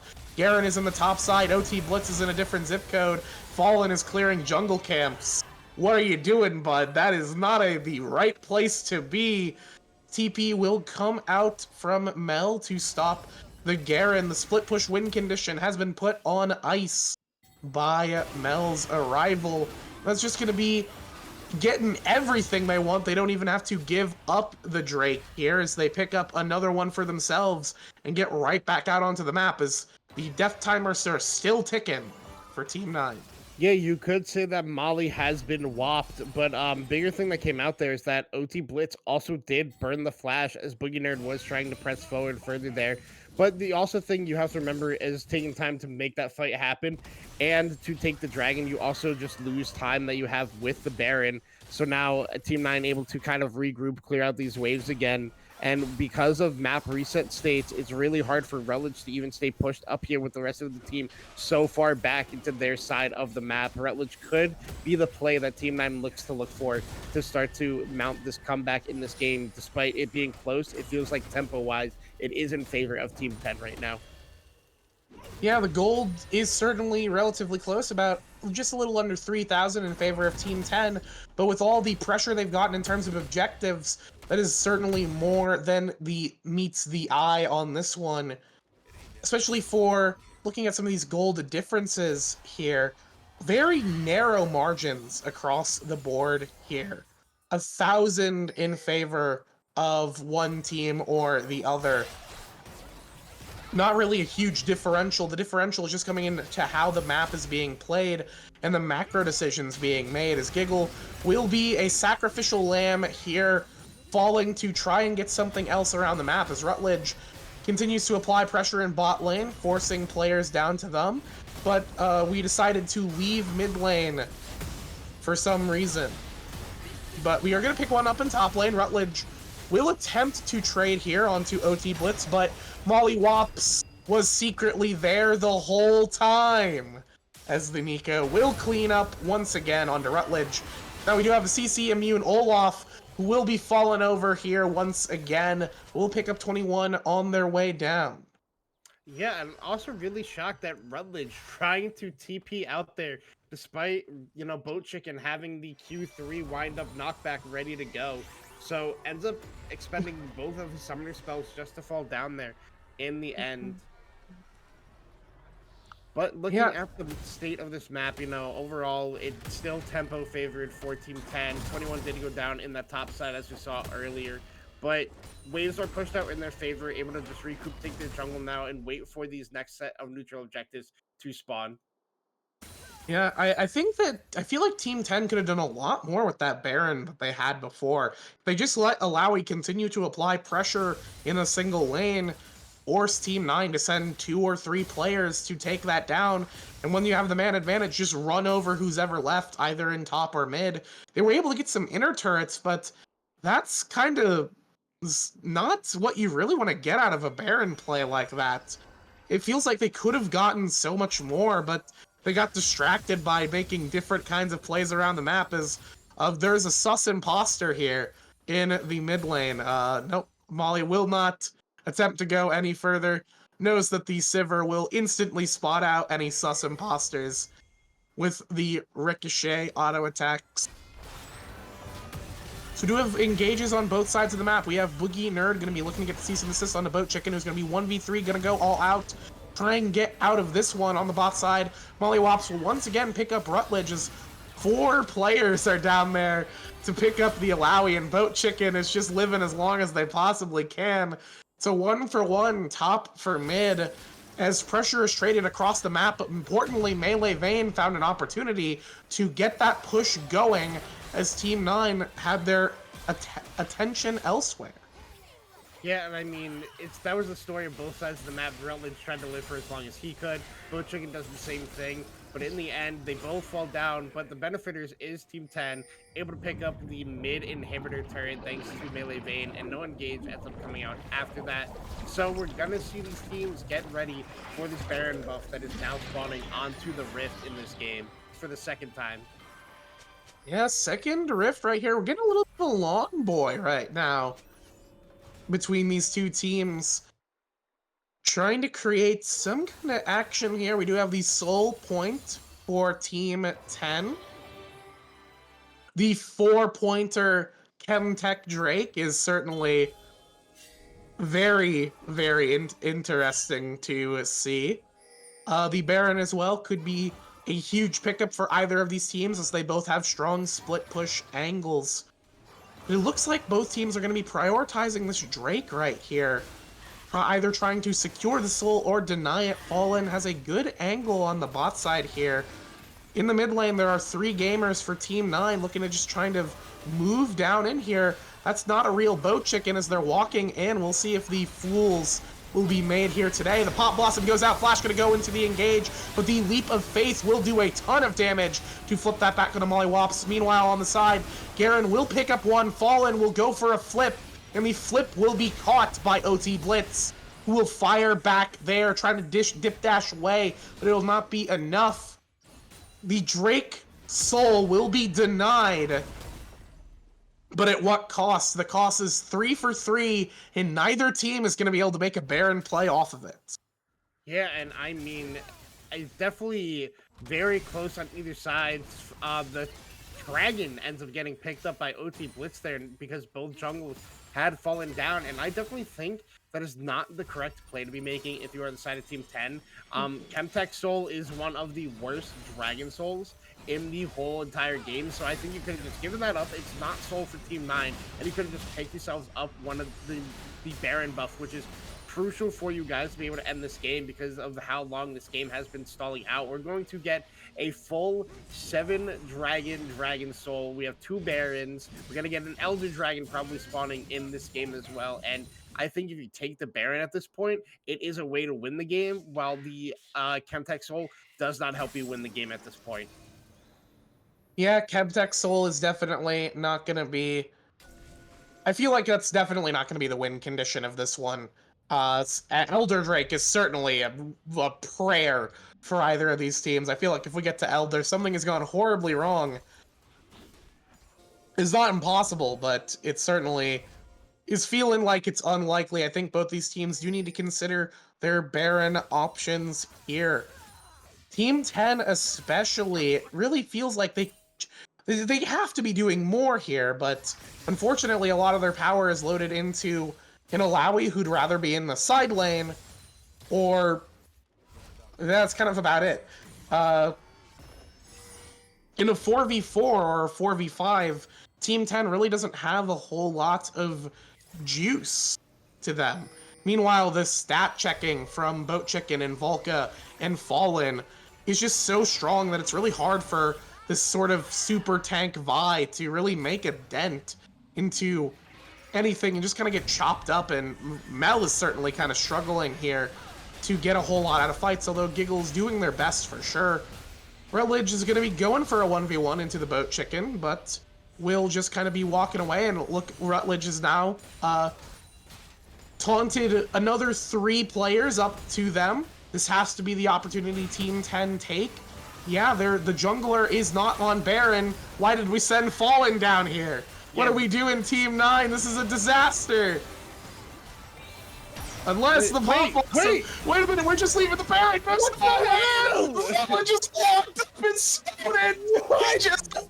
My man just walked up and down smashed Baron. This is not real life. Why did we just walk away? Oh my god. Team 10 with the throw of the century at Baron buff. Not even gonna get punished. Oh my god, Rutledge doesn't even get one. It's a disaster.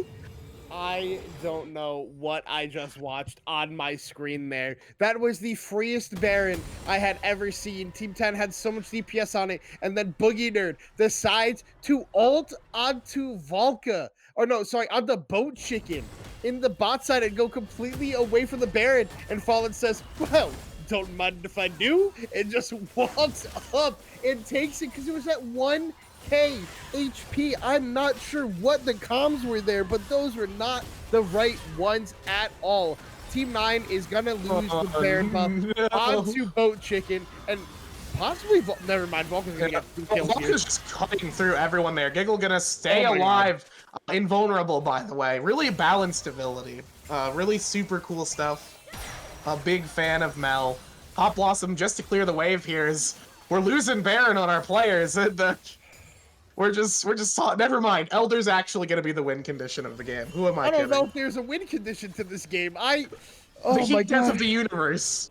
It's gonna have to be like Nexus Blitz. The Nexus are gonna have to get up and start punching each other. Yeah, this game is That's how this lasting. game is gonna This game end. is lasting too long. The Nexuses are fighting. Oh my god. I'm getting horrible, horrible flashbacks to the series I had to cast yesterday, where I had to cast not one, but 250-minute long games in the same series, and it looks like we're gonna be getting close to that here in this game between these two teams, because it just seems like these small plays that are gonna have you win a game, they're just not performing on, and it's just extending this even longer and longer. And man, this is just something else to be dealing with. Yeah, and the Soul, kind of anticlimactic here is the Soul will just go over to the side of Team 10. Team 9 found that Baron steal and kind of just ran out of gas. Okay, I didn't realize it said clone for a second, and I got very worried at what Molly Wops was attempting to do there. But we saw Rutledge TP up to this top side, and try to pull the rest of Team 9 up to there, which he has been doing all game. He might be 5-8, but if you account for the amount of pressure he has to Fallen? Fallen, we okay? Molly? This is how the game ends? This is how we the game ends. walk in one. We just walk in one at a time and die, all individually. This is how it ends. Hey, we got a triple. Keep going, Melee. Keep going. Melee Vane, superstar firefighter on the Nintendo 64 right here. Picking up. Boo. Boo. Yeah, and Can't believe. And just like that, not with a bang, but with a limp across the finish line and a dead horse somehow, Team 10 is going to end up picking up this win over Team 9 in a 43-minute banger fest. That was certainly what we call League of Legends, folks. Some might even say it's cinema, even. Truly a legendary game, for sure, from both of these teams. I expected nothing less when I saw this game on the docket. I knew we were going to get something exciting. Whether it was good or not remained to be seen. I can't say it was good League of Legends, but it certainly was exciting League of Legends for both of these teams. Any standout players on either of these rosters? I mean, it's probably got to be Melee Vane and Giggle. Like, I think, like, yeah, they're playing two champions that kind of fall off in the mid game and like have to scale back up to those 3 items. But the way that they played around it, like they only died 4 times each, despite the amount of sticking power that the side of Team 9 has once they get on top of you. So the fact to do that as these two characters, I think they are the standouts for this game on my side. Yeah, man, I do have to agree. I think Melee Vane put on a good performance, did well in lane. Sort of when they started to fall behind a little bit, they collected themselves. There were a couple of misplays early on, but I think that Melee Vane was certainly a strong player. Rutledge as well, I think, had a good performance. This is the second game for Rutledge that looked fairly well for themselves. On the side of Team 9, I do think that Molly, despite some interesting decisions and some poor positioning at certain points of the game, did have more good plays than bad plays, I think. I I do think Volca is another play you have to look at the side of Team 9. He did have that rough early game playing up into the Lowry matchup, but did his best to group up with the team and be able to make a lot of these plays happen and become a formidable force, kind of 2v5ing at some points in that game in some of those team fights. So I think Volca is also a standout player on the side of Team 9 here. Yeah. Well, with that said, we're going to go ahead and I think throw it to a break as we get to our last game here. So stick around. We're going to have some action coming at you after the break.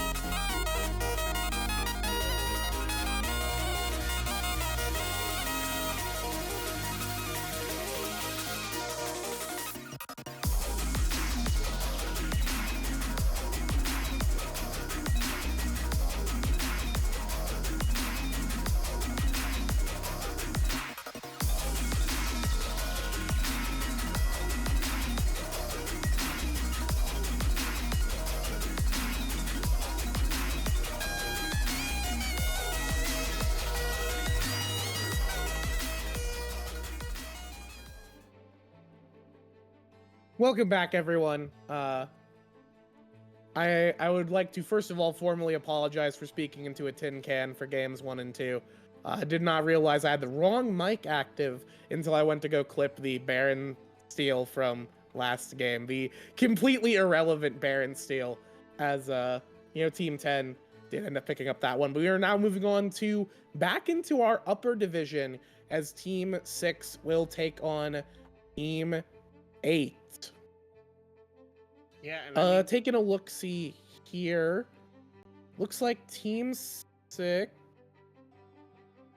Trying to see what their records were, if you want to talk for a moment here. Yeah, looking over these rosters, I know a few of these players on Team 6, Cherry in the jungle, and then Leviathan as the support. These are two teams I've seen around the comp scene for a little bit, especially in the upper divisions and coming down to like coach some teams and stuff. I know they're both very solid players. And then for the side of Team 8, they have my GOAT, my support idol. They got AFK Boulder down there in the support role. Yeah, I mean, this man, I've never gotten to play with him because we are in the same role, but we've talked a lot about support stuff. I've subbed for one of his teams before in the draft league during season 1. It's always fun talking to this guy. He's a really solid player. I like to see his growth, especially, hitting that diamond ranking, trying to go up higher. So excited to see this game. I think we got a really good slated game coming up here. Yeah, definitely going to be exciting here. A lot of great players on both teams. Looking at the records for these two teams tonight, Team 8 is currently 1-1, and Team 6 is 0-2 on the night. So Team 6 is going to be looking to try and get a win on the board for themselves here in Exhibition Night, while Team 8 will be looking to end positive on the night here, getting another win for themselves, as we do have the Jace first pick. I've heard a lot about the Jace pick right now. I've heard a lot of fascinating things that Jace can do, but I feel like these are things that happen because of lane swaps and not because of reality. So Tank Jace.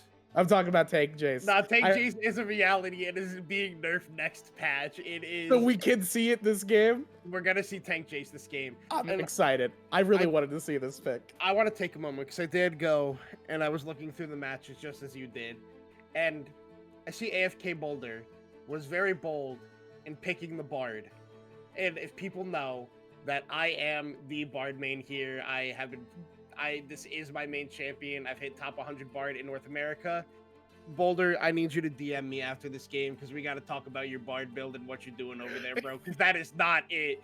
That is not it. That is the solo queue build, my guy. You do not go fleet footwork. We'll talk later. Oh, But regardless, wait, actually, this is so based. What do you mean? This is epic. No, I mean, this is look, what look, this is what I'll do in comp games as a Bard main because I know how to abuse it. But if you don't play Bard, you just go the safe build with Guardian. But this team comp out of Team 8 right now, we have Callista, Renata against what is gonna be Shen, Draven bottom lane. This is going to be a bloody, bloody game we have ahead of us. Yeah, Callista, Renata, Shen, Draven. Unless the Shen goes elsewhere, I can't. River Shen is Shen River season 1, baby. We're bringing it back. Maybe, maybe not. But yeah, that's both two pretty big high power bot lanes here. The Draven Shen especially. If they tag Renata, she disappears into the ether pretty much instantly because she's just so squishy. And Callista as well is not the tankiest of champions. Meanwhile, Shen, I think, actually has a pretty good toolkit to deal with Callista's auto attacks. I think she can still hop even if she gets her autos dodged, but you know, it's still negated damage, and I believe it also denies a Ren stack for whatever that's worth. Yeah, I mean, so, like you said, nice. The Renata is relatively squishy, but that's why that's a Kha'Zix just instantly We're locked flexing in here for the side of teammate. Okay, We're flexing a little bit. I mean, this is your last match in the exhibition, so this is the show up and show out kind of game. So that's why we're getting Callista Renata, we're getting Draven Shen, we're getting Kha'Zix. But you know, like you said, Renata is known to be the squishy enchanter type character, where that's why a lot of supports have been doing the Celestial Opposition build with going Locket, Guardian, and then even like Knight's Vow, and have this tanky setup so when you get thrown in, you're not instantly going to be popped, and you can still provide a lot of assisting potential to the rest of your team. And now you get a Cassiopeia locked in, which I think is very good into what Team 8 is drafted so far, because they just want to go forward, and you know, it's really hard to do that in the likes of what Cassiopeia does as a champion overall. Yeah, certainly an interesting choice. Looking at, I want to check the OPGGs because I was curious about the Kha'Zix. It looks like the jungler of Team 8 is a Kha'Zix enjoyer. DT Munford is the lock-in here for...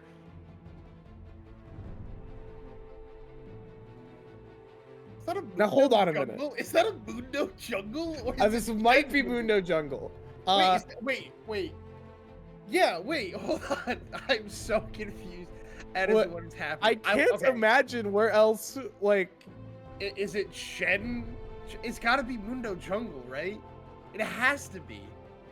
Is it Cassiopeia's support? No, there's no way. That's not. That's super fake. I was not expecting it, but you know, it threw me for a twitch there. But it is gonna be Mundo jungle. I do really like the Swain pickup on the side of team number 8 here because of how low range all of Team 6 is, and they're just going to be running into you as well. So Swain is going to do his best drain tank impression while everybody is getting their life sucked away by his ultimate, that demonic ascension. So really good pickup there for the side of Team 8. I think this is going to be a bloody scrappy game based off of the two team comps that we have seen drafted here tonight.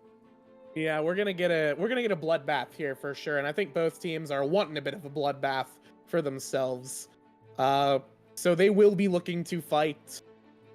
Yeah, it is probably gonna be the Mundo jungle, and I will say, I have, as a jungler myself, I have played the Mundo jungle. It clears fairly well. Its ganks are, you throw a cleaver, if you hit, you can get a gank going. If you miss, you walk away, and you go back to your camps. But, you know, could be worse. There is at least setup for the Mundo to land those cleavers, to start chaining them, getting your damage out, because he can do a lot of damage if you just let him get on top of you. I don't know. I don't know if it's the right pick for this game, but it is certainly very funny. And that's what I care about personally. Yeah. Sherry has had a lot of interesting picks in these games so far. Not only we have the Mundo jungle, they also played Hecarim and Talon jungle tonight as well. So Talon jungle, we're coping. I didn't realize we were coping. Definitely an interesting pool to be showing off your skill set here. Maybe try to, like you said, tank that draft stock value to go into the lower tiers. But look, you just gotta hit me up. I'll write some I'm the propagandist of the Blue Water Draft League. I'll send you to Ruby right on schedule. Looking at these two teams, what do you favor going into the game? I think it really all depends on which 80 carry gets to get the early snowball, because Draven and Kalista are such feast or famine 80 carries. They want these early kills to be able to scale later into the game, because they kind of do fall off in a weird sense. I mean, we've all seen the 20 kill Draven with 4 items at 20 minutes of the game. It's not fun to deal with, but Kalista is the same exact way, except like the issue is going to be that Mundo for her. She is not a great tank killer. She can do it. It just takes a long time because all of that damage is built into the Ren and not into the auto attacks. So I think looking at these drafts overall, I think I'm going to slightly favor team number 6, despite how much I like the Swain pick for team number 8. Yeah, I feel like Team 8 has a better comp overall. I also have the Team 8 icon from when Team 8 was a real team in the LCS. So yes, Maple Street. Maple Street, baby. Maple it was Street great. 8, yes. Was it in the league for a single split? I have a lot of those team icons because I think it's very funny. But I think it's just the better comp overall in terms of scrapping. I do like DT Munford. I do think it is a very funny pick. I just don't think it'll be very good based on my own experience with Mundo Jungle. I can't imagine it'll be super effective this game. But we'll have to see. So we're going to hop into a break as we wait for the spectator delay. When we come back, we'll be in on the Rift for our final game of the evening. Stick around.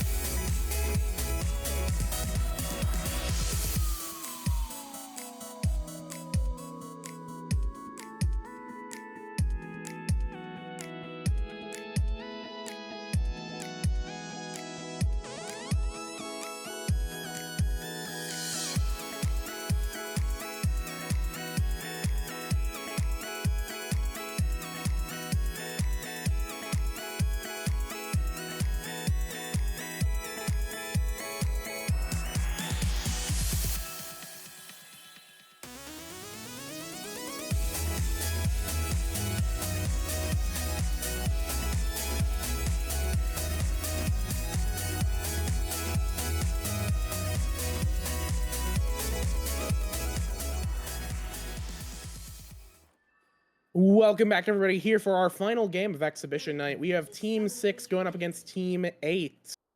Another team with some familiar players and some new faces as well. AFK Boulder getting streamed early this season for the only time. Happy for them. Last season, they didn't get streamed at all until literally finals, so which was pretty funny because their team wasn't even bad. And then they lost in finals.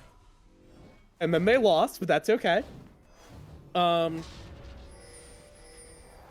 Otherwise, kind of looking around the map here, it is in fact the Mundo jungle, a Jace top with the Grasp, and the Cassio mid.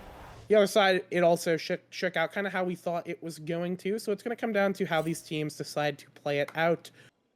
An invade for Vision from Team 6 will figure out that ADC is going to be starting on top side. We'll see if they get anything out of that info, and it looks like we are going to go into the lane swap here to, I guess, complete what was predestined for the tank Jace and have a lane swap happen in exhibitions of the Draft League, of all things. I think this lane swap is fine because I think overall the Draven Shen will beat the Kalista Renata in the early laning phase, so they want to still have Kalista be at a point of power to be able to abuse that. And Poppy is kind of just like a tank. I'm curious if we're gonna see Yordle One Trick go with the Eclipse into Thimblewinter / Winter's Approach build that has been super popular in the top lane. So really curious to see how they're gonna do in this one, because now we see Cherry, because of that early vision that was set up, already invading on this blue buff, and there is a potential to have an early dive onto Yordle One Trick if they're still level 1 and do not get that steadfast presence to be able to cancel the Shen Shadow Dash taunt. So very, very pivotal point in this game, as we're gonna just get to watch Cherry farm for a little bit. But Yordle does hit level 2, so I don't think a gank is going to be on the cards. Yeah, unfortunately, Mundo just is a little too slow on clears to be able to actually convert into anything in terms of making a dive happen. So we're just going to get some vertical jungling here from our two junglers, as ADC is going to move on to the blue side of the map. The blue side of the map, as she completes, will get a little bit of a snake bite into Swain, claiming a first blood and a solo kill here. Having to burn flash, but I feel like you are okay with that. Yeah, I'm not sure what ended up happening in the mid lane to have the solo kill happen so early in this game, but very well played from She Completes if they, were able to play that. Yes, did have to burn the flash, but overall, you're probably not in too much of threat at this point, because you should know where ADC is at the point, just because of Cherry getting the counter invade on it. A lot of damage there onto Harry, taking a tower shot. And, both of these top laners playing out very well in the lane swap. And the big advantage is that, if you notice, Jace was at 14 CS in comparison to Yordle's, as we see ADC getting ready to dive here. Okay. All right. We do have a dive. Yeah, flash will get burned. The little needles from Kha'Zix's spikes will do a little bit of damage, force the recall from the Jace, but does have the TP, and not sure if we'll see it be used. I imagine we will, because it looks like we are getting a reset here. Both of our kind of looking at these top laners here, how they're surviving in the solo lanes in the 1v2. Yordle One Trick is better on XP but down in farm, while Grant is up in doing better in farm but down in XP. I guess that is kind of to be expected of being a ranged-ish champion like Jace. You have a better opportunity to farm under turret. And now it looks like we have the bot lanes actually looking to match each other now, and the lanes are going to even out a little bit here. And not to a huge advantage, definitely an advantage for the Draven, but I think also for an advantage for Grant as well, who's walking into lane with a pretty sizable CS lead. Yeah, I mean, Team 6 is going to be happy with how this lane swap played out, even though they weren't the ones to initiate it, because Draven is up CS. He did get 2 turret plates just because of the Bulwark passive on the top side. So now the lanes have reset. We see Draven is on a Vampiric Scepter in comparison to 2 daggers, which are the most important part to the Callista kit, because the faster Mhm. you attack, the more you get to dash around in Mhm. a team fight. So very crucial and important there. But a fight already breaking out bot lane. Yeah. Ooh, we have a ghost coming in from Cherry. Gonna be looking to try and land a cleaver. Goes wide. This is where I'd normally walk away, and Cherry will do the same. But Harry's gonna try and go a little bit further. Ixie's gonna get the stand aside, try and get a little bit of damage on the side. 80 carry's gonna get the isolated kill onto Mundo. Now the HP bars are very low. Great taunt from Leviathan as Harry's gonna try and trade back, but Ixie's gonna get a collection on that one. Passive proc. Now ADC is going to try and take it out there, but just not enough damage, no isolation. And Ixie's going to go a little bit crazy right here, picking up 2 kills, flipping that one back around. And that is not what you want to happen if you are the side of Team 8. It's now this Draven is so accelerated because of the Adoration stack passive. He's got the 2 kills. We're up 1100 gold at this point in the game. That is a disgusting play for them. And the big thing is because of the summoner spell choice, Ixie chose to take exhaust. So the second that Kalista went for the rend and get the bailout, thanks to the Renata Glass W, was not able to get the execute with the rend stacks onto Leviathan because of the exhaust neutralizing that damage. Some smart summoner spell choices there out of Ixie, almost so closely played for Team 8 to be able to pick all that up and get those kills, but Ixie just outplaying them and getting it going. Yeah, Ixie will be picking up 2 here. You know, when I joked about in the banter chat that I was gonna, you know, do some propaganda to send players to Ruby, and Ixie was like, "Yo, please make me sound worse." But you gotta play worse, buddy. You're looking pretty okay right here on the Draven, at least. Can't say for the other games what your performances look like. As on the top side, Cherry is gonna just die. ADC will pick up that one. We'll get traded back as Grantham will get that. Yordle one trick up in experience, a level 7 to Grant's just hitting level 6. Kind of dangerous for sure. The Poppy is certainly tanky and slowly clawing back that CS deficit that they had going into the actual lane phase here for these 2 top laners. Meanwhile, on the bot side, CS is sort of evened out as well for Harry and Iggy, who are now relatively even, although Harry will have to pick up these. Yep, should be able to pick up the CS pretty easily here. Will end kind of even as well. And whatever advantage existed before is now sort of negated, as ADC will be looking to evolve themselves. Probably should have done that a little bit sooner once you hit level 6, I would imagine. But we'll just look to start this Drake. Yeah, they're going to be on Vision, though, and uh-oh. Looks like that is a prank control ward. Did not actually see the real ward as a TP.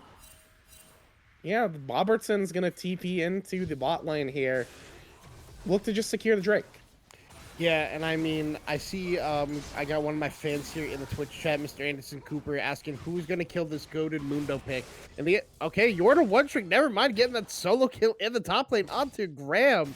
I'm not sure how that ends up happening, but to answer Cooper's question, who's killing the Mundo? So far, twice in this game, it has been ADC picking up 2 kills onto him, but also the big thing to remember is in that whole bot lane passage where Ixie got 2 kills, and then there were, because of the first blood from She Completes, it was the feats that went over to the side of Team 6, and She Completes went up top side, tried to cancel Yorda one trick's recall, but able to get that off and get back to the base to spend that gold.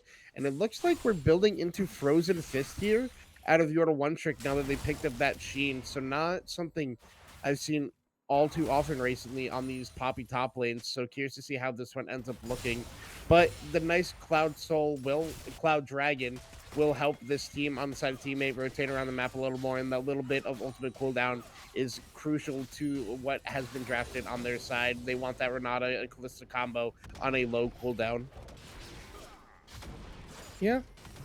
First Drake goes over to Team 8 here, as we do have potential fight. Ixie doing a lot of damage into Harry right here, just off of autos being traded, as Cherry will get passive popped. Bobertson very low. Bob Robertson, excuse me. Gotta use their full name here. I like Bobertson. Well, Bobertson. Bob Robertson very low on mana here into the Jace, as I'm now realizing that Jace is in the mid lane. We've sent Cassio top.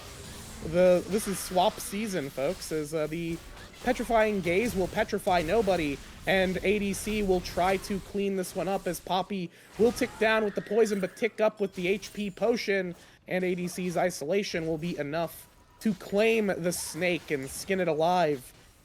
As Cherry's going to try and trade back on bot, but AFK Boulder and Harry will not be moved. Poison girls, poppy potions. That's what Yorta One Trick just taught us down there. But AFK Boulder is probably just going to end up dying here. Harry should not be walking back in on this Ooh, the Berserkerino into the ulti from Harry. That is the most insane combo I've seen all night right there. Fantastic denial from Harry and Boulder there, utilizing those champions to the max. I apologize. I was not familiar with your game there. My bad, guys. What an outplay by Team A. AFK Boulder hit the 3-man Renata Glass ultimate, and then Harry walking back in, having no fear to save his AD carry with the Fate Sealed, I believe. No, Fate Sealed is a different ultimate. It's Fate Unbound? Something Fate. We got a lot of Fates in this game. We got double Eclipses. But yeah, the save out of Harry for his support there who made the play happen. They end up picking up the kill. Yes, it does go to Renata in the end. We gotta be happy about that. And now Graham's in a lot of trouble. Yeah, Grant's gonna TB into a bit of a precarious situation as Cherry will walk in and sacrifice themselves for the sins of their top laner. As Grant will walk away, but Cherry will not be so lucky.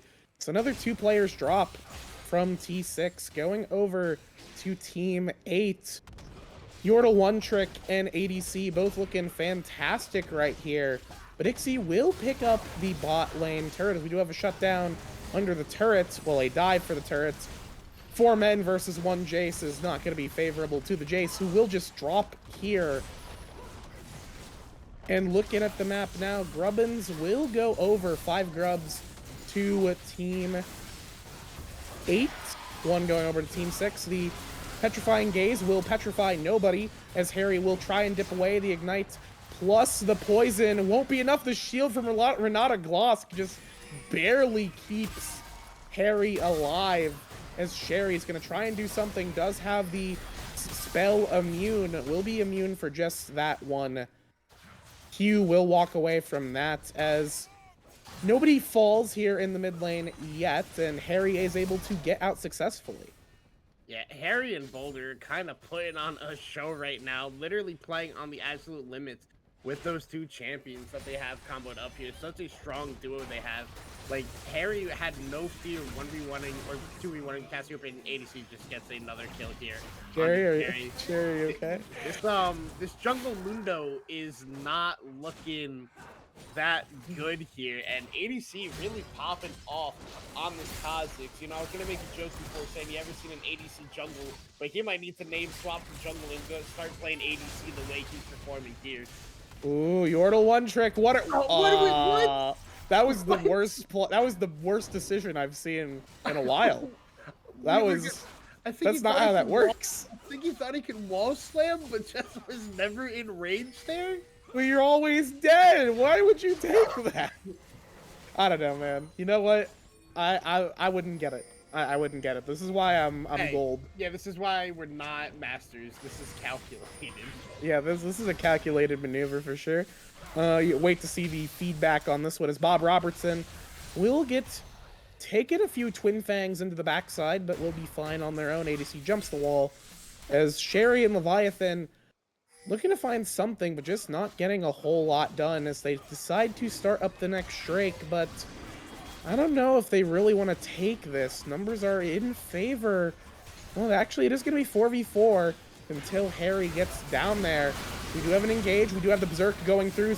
Keeper's Verdict will knock 2 away, leave Team 6 on the ropes. 2 picked up by Bob Robertson, as Harry's going to try and go for Grant next. ADC will not get the Drake, as Sherry will smite that one away. Yorta One Trick with the great Keeper's Verdict to make sure Team 8 picked up that fight. But Cherry does still secure the Drake. Yeah, and I mean, we saw there the issue with not running cleanse on the Draven when you are going up against the Renata Glass gets the big multi-man ultimate again over everybody going berserk, and Draven just has to kind of sit there and take it and kill his whole team. And once again, we are seeing another haha funny sound build out of Leviathan Shen. He's got the Blood Song, he's got the Heartsteel. Don't worry, everybody. This build is going to be nerfed next patch because Zzots and Bloodsong are both being nerfed because supports don't get to have fun. Yes, Yeah, justice support- for supports. Supports can't get anything in. Supports is sitting here like, you know, with all the food in the world. They're like, I'm gonna starve now. Yeah, we are.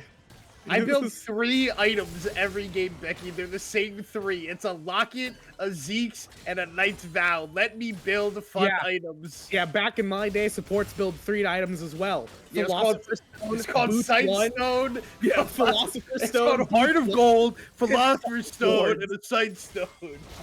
and 5 wards, you know? It's, And mana pots. This is what you get. and we liked it.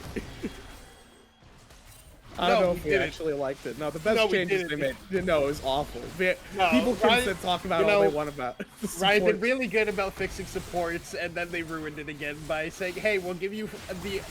They gave us the idea of choice. Okay, Rift Herald taken down there by She Completes, and we got the team fight breaking out. Yeah, She Completes is going to go berserk right there, but nothing's going to happen. The Vision of Empire will pick up the Cassio there as AFK Boulder is going to help Harry pick up one on the bot side. On the top side of the fight, Bob Robertson going to do what they can to try and just damage out before they fall. Dropping HP bars of Team 6 very low as Harry's going to look to get a hole right there, but no procs will land. Is now Team 6 are going to be on a not an advantage as the Yordle one trick is dangerous and will just slam him with that shield bash. An ace going over to Team 8. Yeah, what a crazy fight that broke out there for the Rift Herald. Harry literally almost picked up all 3 of those kills, but just missed out on the XP thresholds onto everybody. And we saw how strong Swain is in that team fight, the amount of drain tank he just gets to do and how long he survives. The rest of the team just going crazy in the rest of the fight. I mean, overall, you got to be happy for both teams. Like, yes, Team 8 is more happy because they pick up the ace. They don't get the Herald, but they still pick up a top lane turret. But if you decided Team 6, you get a Herald, you get a much-needed team fight semi-win. Like, yes, you do get haste. You get some crucial shutdowns. But now you're able to try to start cracking open this map, which you can struggle to do with what you drafted now that you have the Herald. Yeah, we'll have to see if they can make something happen with this Herald on Team 6. Certainly, at least not nothing, but that fight certainly could have gone better for them, but it also could have gone worse as Sherry will be the target once again of Bob Robertson and ADC. Grant is here, though, going to try and do any kind of damage, but the flash away will keep the Swain safe. This is just going to be Grant down here. Leviathan has arrived. We'll be looking to try and bail out their fellow gamer as Bob Robertson healing up so much with this ulti. Channeling will finally drop as Ixie will clean this one up, getting a passive proc. She Complete's going to drop fairly low here. Harry will not be able to get any kind of procs here. No executes as now Yordle one trick is 1v4. Will get taunted up and just wandering in to their own demise. 4 kills now just picked up by Team 6. Gifted. What Are we just sure happened? we're watching? Are we sure we're watching the Sapphire game, or are we What still just watching happened? Ruby? I mean, what? Really start. Let's go back. Started well Okay. out of ADC and Bob. You know, they did a lot of damage on the Sherry. Lived forever because of that Swain ultimate, always staying in range, getting Graham. And then She Completes TPs in, right? Turns the fight, picks ADC up. Bob lives forever, but then out of nowhere, I didn't even notice that Harry like jumped the wall with the Q and dove into the middle of everybody and drops down. And the Yordle one trick shows up and says, "Guys, don't forget about me." And AFK Boulder just kind of sitting there watching all of his teammates just die in succession and going, guys, what is happening down there? Team, hello, team, team, we okay? Yeah, Yeah, definitely. you know, it's one of those plays. It's all right, you know. reset, given a little bit of a handicap so the enemy team doesn't FF. You know, you want to keep the game extended.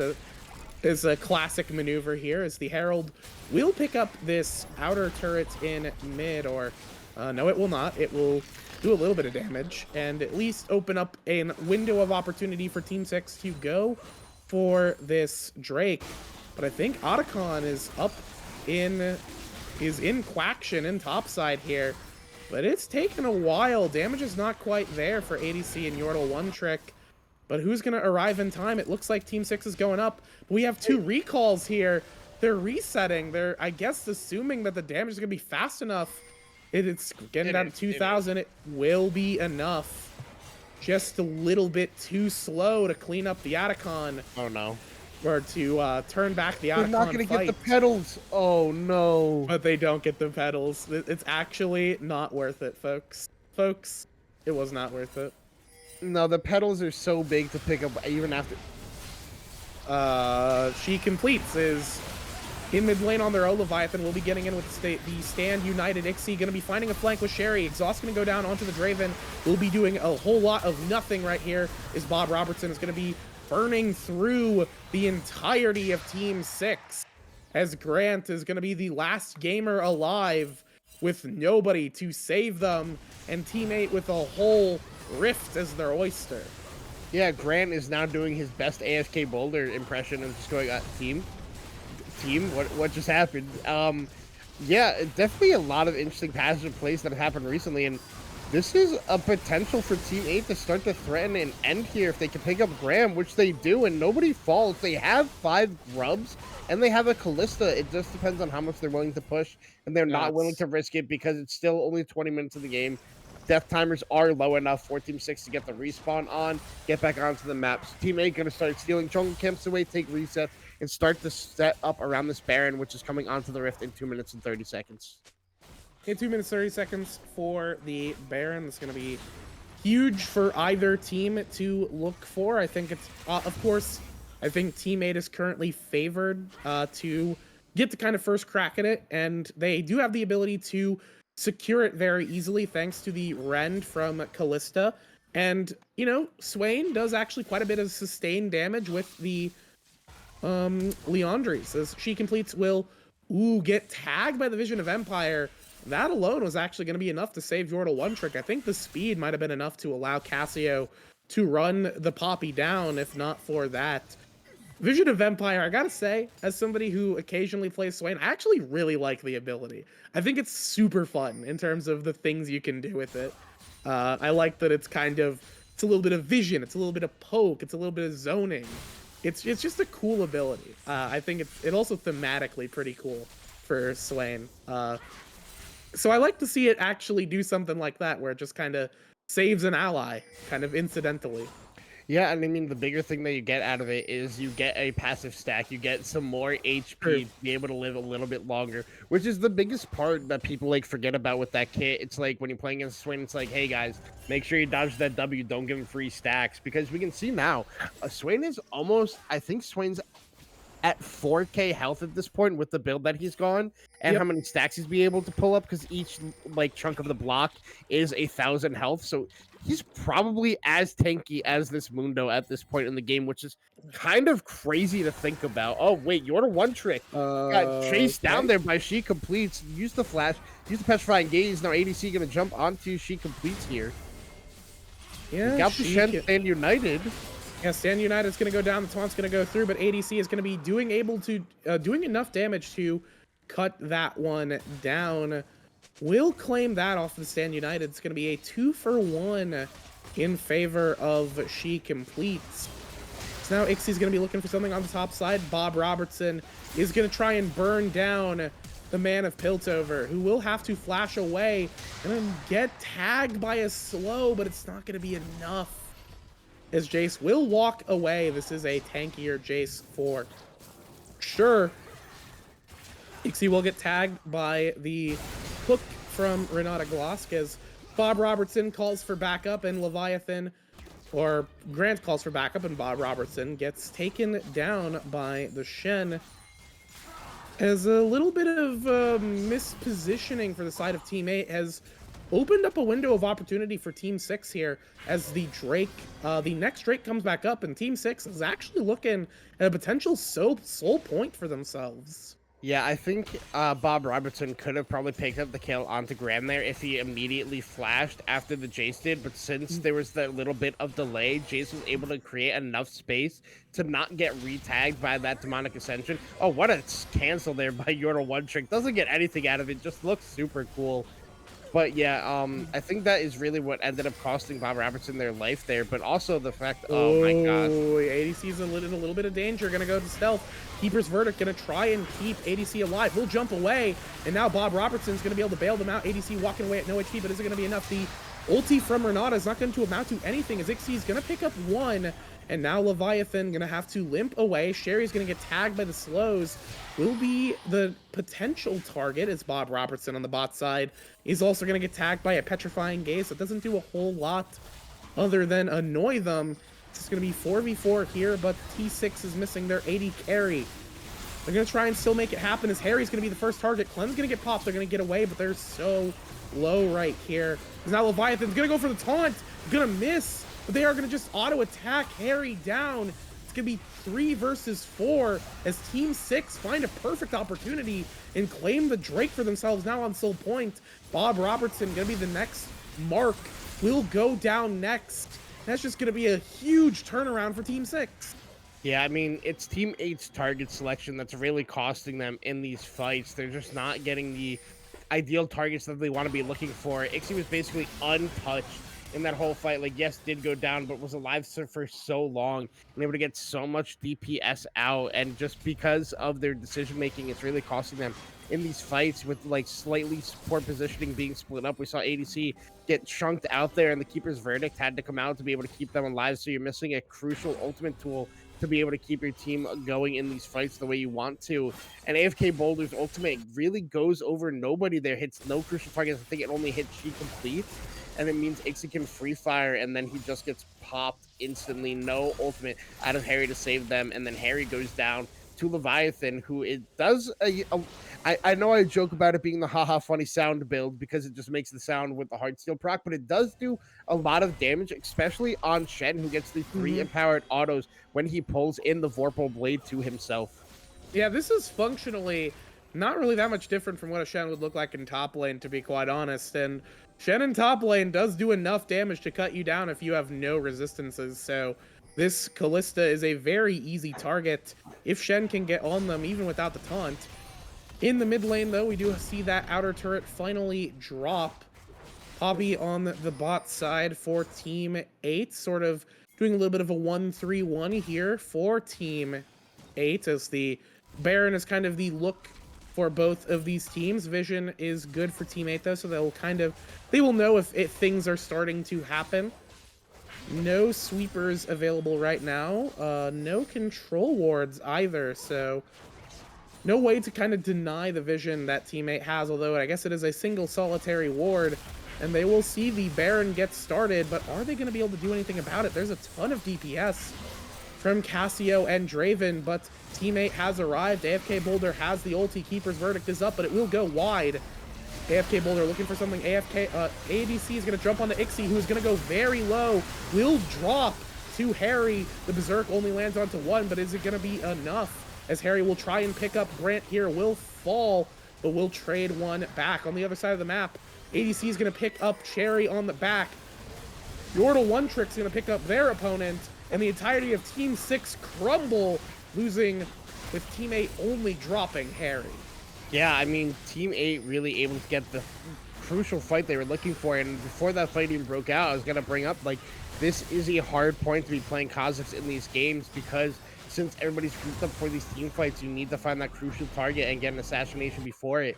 And he was able to do it despite the whole team for Team 6 being there. He's able to find Ixie, assassinate them, and still be able to stay alive during all of it because of the ultimate for Kha'Zix giving you that pure invisibility and not camouflage, which is huge. It lets you dash around and everything that you want to do. And really well played by all of Team 8, finally getting the targets that they're looking for, only losing Harry, who was basically 1v2ing that whole fight in the bot side of the river.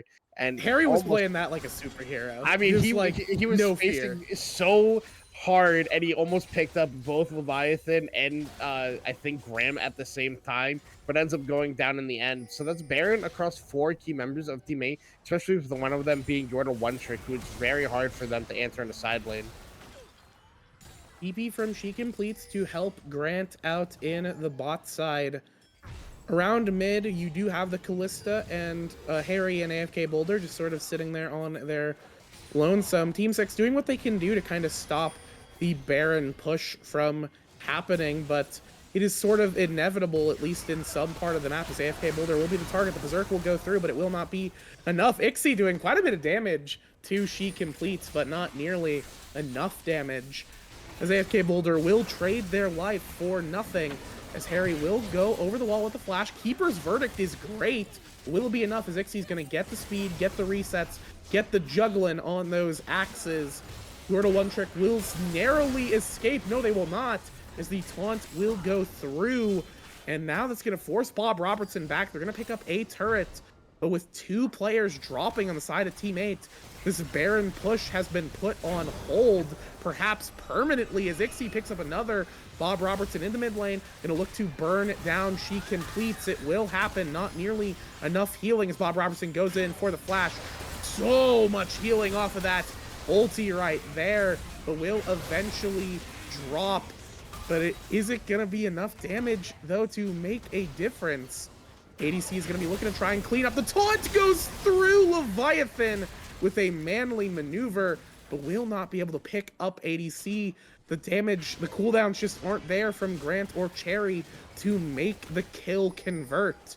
Grant's gonna pick up the honey fruits, and it looks like the play is going to disengage. Yeah, I mean, at the start of that play, we saw the issue was AFK Boulder did not have flash. Okay, we're getting a TP in here from Yordle One Trick. This play is not over. He's looking to get the pinch here. Yeah, looking to get the pinch. Grant's going to get pushed back, but there's no follow-up. Berserk's going to go through. It will land onto nobody. ADC has arrived, but their HP bar is not the most healthy in the world. Trying to find an isolated target, but they are not appearing for themselves yet. The TP is not going to convert into anything other than pressure, but is getting a Drake here really that worth it other than denying soul?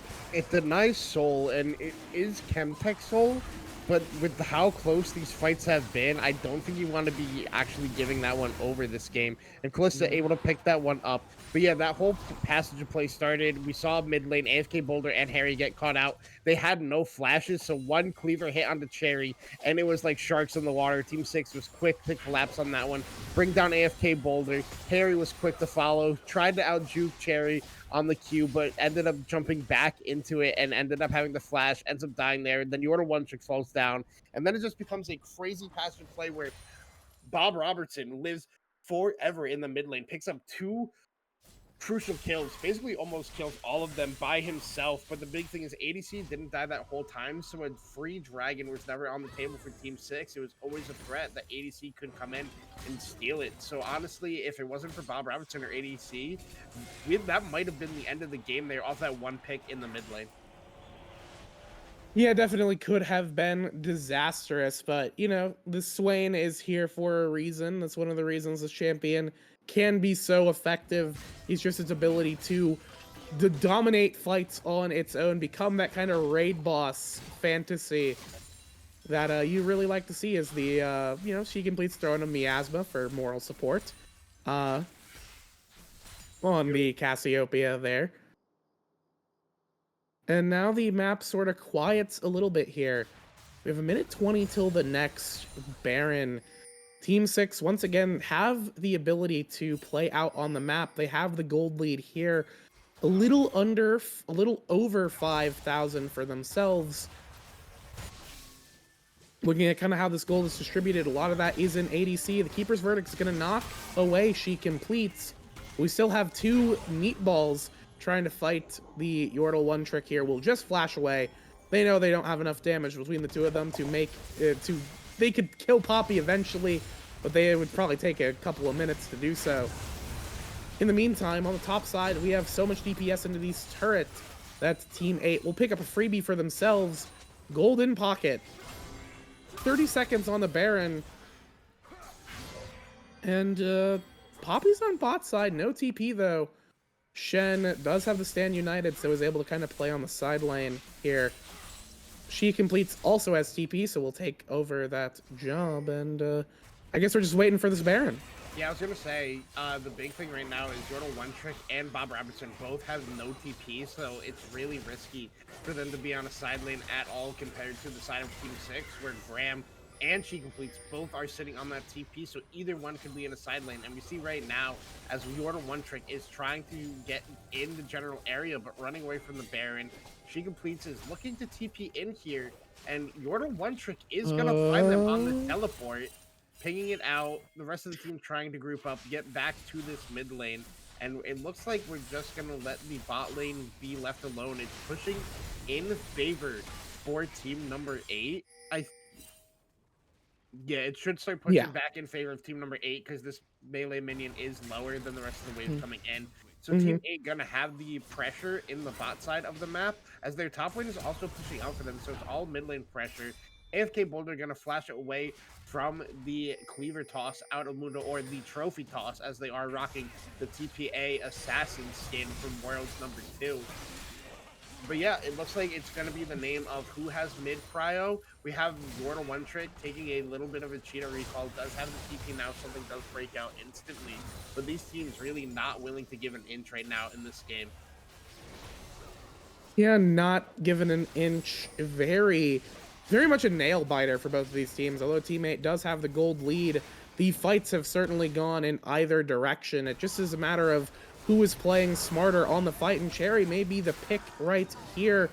A lot of damage going into the Mundo's backside, but the healing is going to be more than enough. Also still just has the unstable ulti in pocket, so they will be able to get that burst of regeneration whenever they so well please.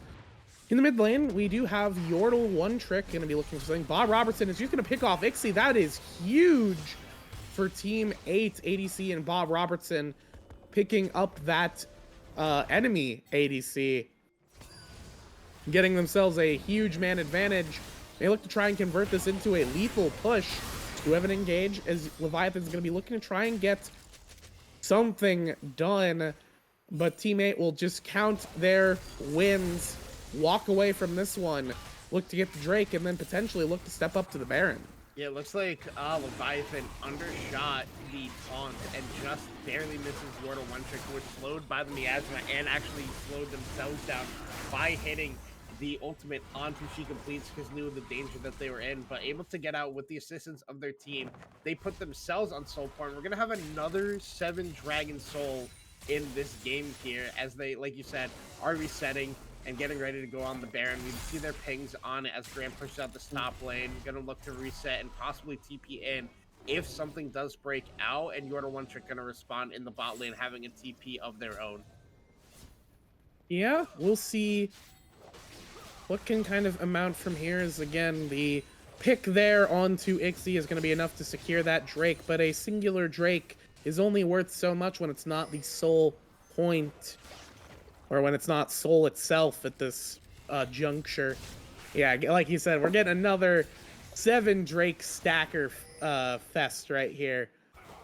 Hopefully we do not see a Baron play like we saw last game, though, as the Keeper's Verdict will send She Completes back to Timbuktu, as both of our teams 4v4 in the mid lane here. Poppy does have the TP. We do have the Berserk going out. Cherry on the front side, looking to try and just tank this one up. Ixie gonna be caught up a little bit by the CC. Swain has landed on to the Draven. The exhaust is gonna go down. AFK Boulder risking their lives to drop that vital bit of damage reduction onto the Draven, and with Draven crippled, it is simply a matter of hitting the right buttons to take down Team 6. And Team 8 are gonna just look to win right here. Yeah, no Baron required. They said it's all on the She Completes and Graham here to be able to do what they can to defend this wave. She Completes does do a lot of damage. Okay, wait a minute. We do have a lot of damage coming out from She Completes and Grant. taking down Harry. That is 80 carry down. She completes, moving like a maniac right here, trying to do so much pain into Bob Robertson. We'll pick up another one right here, as now this tank Jace will do what they can to trade another kill back onto 80 carry. Will limp away at no HP. Will take down another, and that is going to be 2 left alive as the death timers are now reset. Leviathan will take one down, and the last stand from She Completes and Grant will keep Team 6 alive. Yeah, I think if She Completes isn't next to that inhibitor, I think they actually just full wipe Team 8 with him and Graham being alive, or Grant being alive. But really good angles there by your one trick to see the stun and be able to get that one off. Harry took a lot of damage and falls down taking those turrets. And now we see Cherry, who is alive, and Leviathan and Ixie sprinting up to this Baron. And since it's only ADC, Baron is going to go to the side of Team 6 while down 7k. A Baron buff at this point in the game and a 1 team fight is a game ender. So this is a huge momentum swing for the side of Team 8. And ADC, what are we doing? ADC stepping up, tried to... Wait, we're TP again? trying to get some kind of steal, but now they're just kind of stuck, bumping into the wall. But they will actually just find a way out very narrowly. I think failing the jump was actually calculated right there. They fooled the enemies into thinking the jump was successful, as the Kazakhs will walk away from that one, maybe undeservedly so. A little bit risky for sure. If nothing else, this Baron pickup will certainly stem the bleeding for Team 6 for just a little bit, potentially allow them to contest this Drake. We might get a 5v5 here, and if it's a wipe in favor of Team 6, that could be the game. I hope this game doesn't end the same way our last one did with another nail biter we have here. I mean, like, the thing with Team 6 picking up this Baron is there's a lot of standing gold on the map for them to take. There's both top and bot 2-2 turret, where a lot of the gold in League of Legends is packed into. I believe it's 700 gold you get locally, like in total, if you're local, for destroying that. So it's a lot of gold onto one of these solo laners.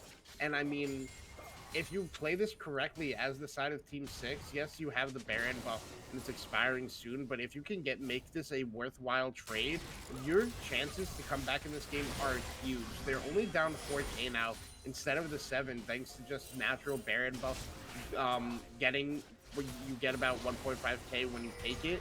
And now with the waves being pushed in their favor, they have priority on this this Chemtech Soul. And Yordle One Trick could be in a lot of danger here, but we see Team 8 starting to walk in to help out their top laner.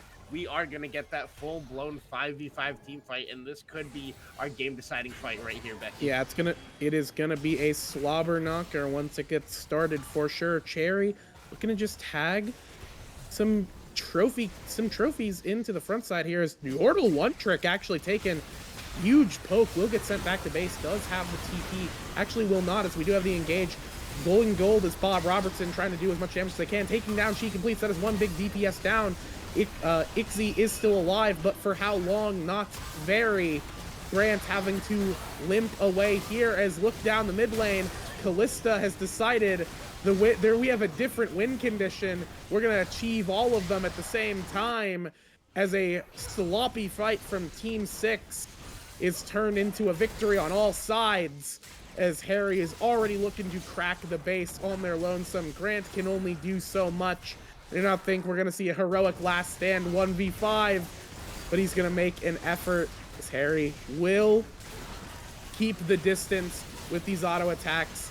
Look to be a hero here. Grant's going to only be able to get stopped. We'll try and get one, but we'll get none in the payoff here, as Team 8, it was a little bit close here and there, but they are able to get the fight when they need it, thanks to a great position from Bob Robertson and a great lethal push from Harry. Yeah, I mean, and that was a 4v5 one team fight for team number 8, because if you noticed before that, Harry went to the mid lane to get it pushing in their favor, and he said, guys, I can just end the game if we stall long enough. And team 8 said, hey, we'll do you one better, buddy. We'll basically ace them for you, and you only got to deal with the Jace. And really smart play at the end there by team 8 to realize that they're able to go for that and get the win regardless of winning the team fight or not. But look at the Swain damage, did about 90k damage in that game. That is an absolute insane number to be seeing, but really well played by Team 8. A little bit sloppy at points in that game, and not to take away from Team 6, they did really well to stay in that game for as long as they did, especially the likes that she completes. Kind of, even despite being 6-11, going absolutely dummy in some of those team fights, along with Ixie and Grant. So I think a shout out to both teams in this game. Yeah, both teams had a lot of, some low spots, but also a lot of bright spots. I think we saw she completes really breaking ankles on the Cassiopeia there. Ixie as well had some great moves, especially in the early game, dominated with that with Leviathan. Leviathan had some great taunts as well, some great engages there. Meanwhile, on the other side, ADC played very well on the Kha'Zix. Bob Robertson, I would say, is probably my MVP for the game. If not them, then maybe AFK Boulder, but I don't know. I feel like the positioning that Bob Robertson had in so many of those fights and the choices they made, utilizing the Swain champion and all of his buttons to the maximum, I think is just so commendable, because it is a deceptively easy champion, because it's also very easy to just walk in and die instantly, and he never did that.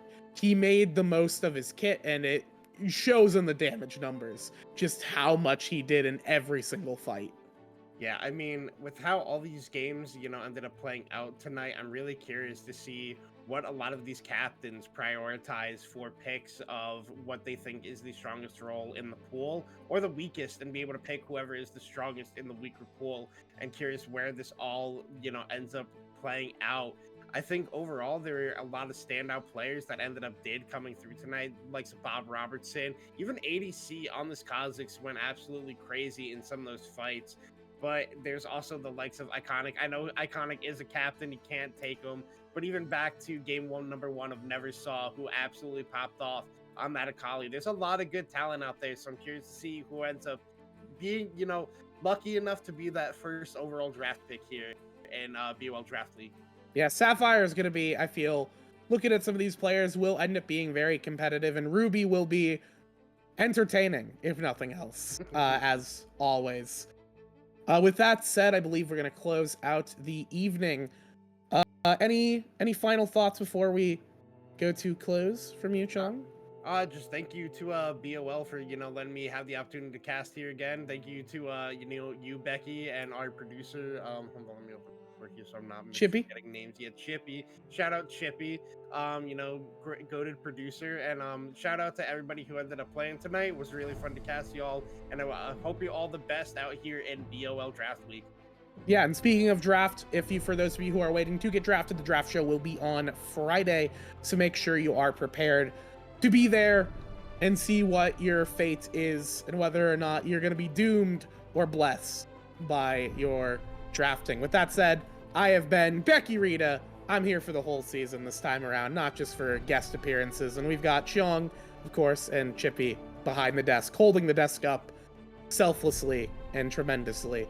Have a good evening, and we'll see you all on Friday.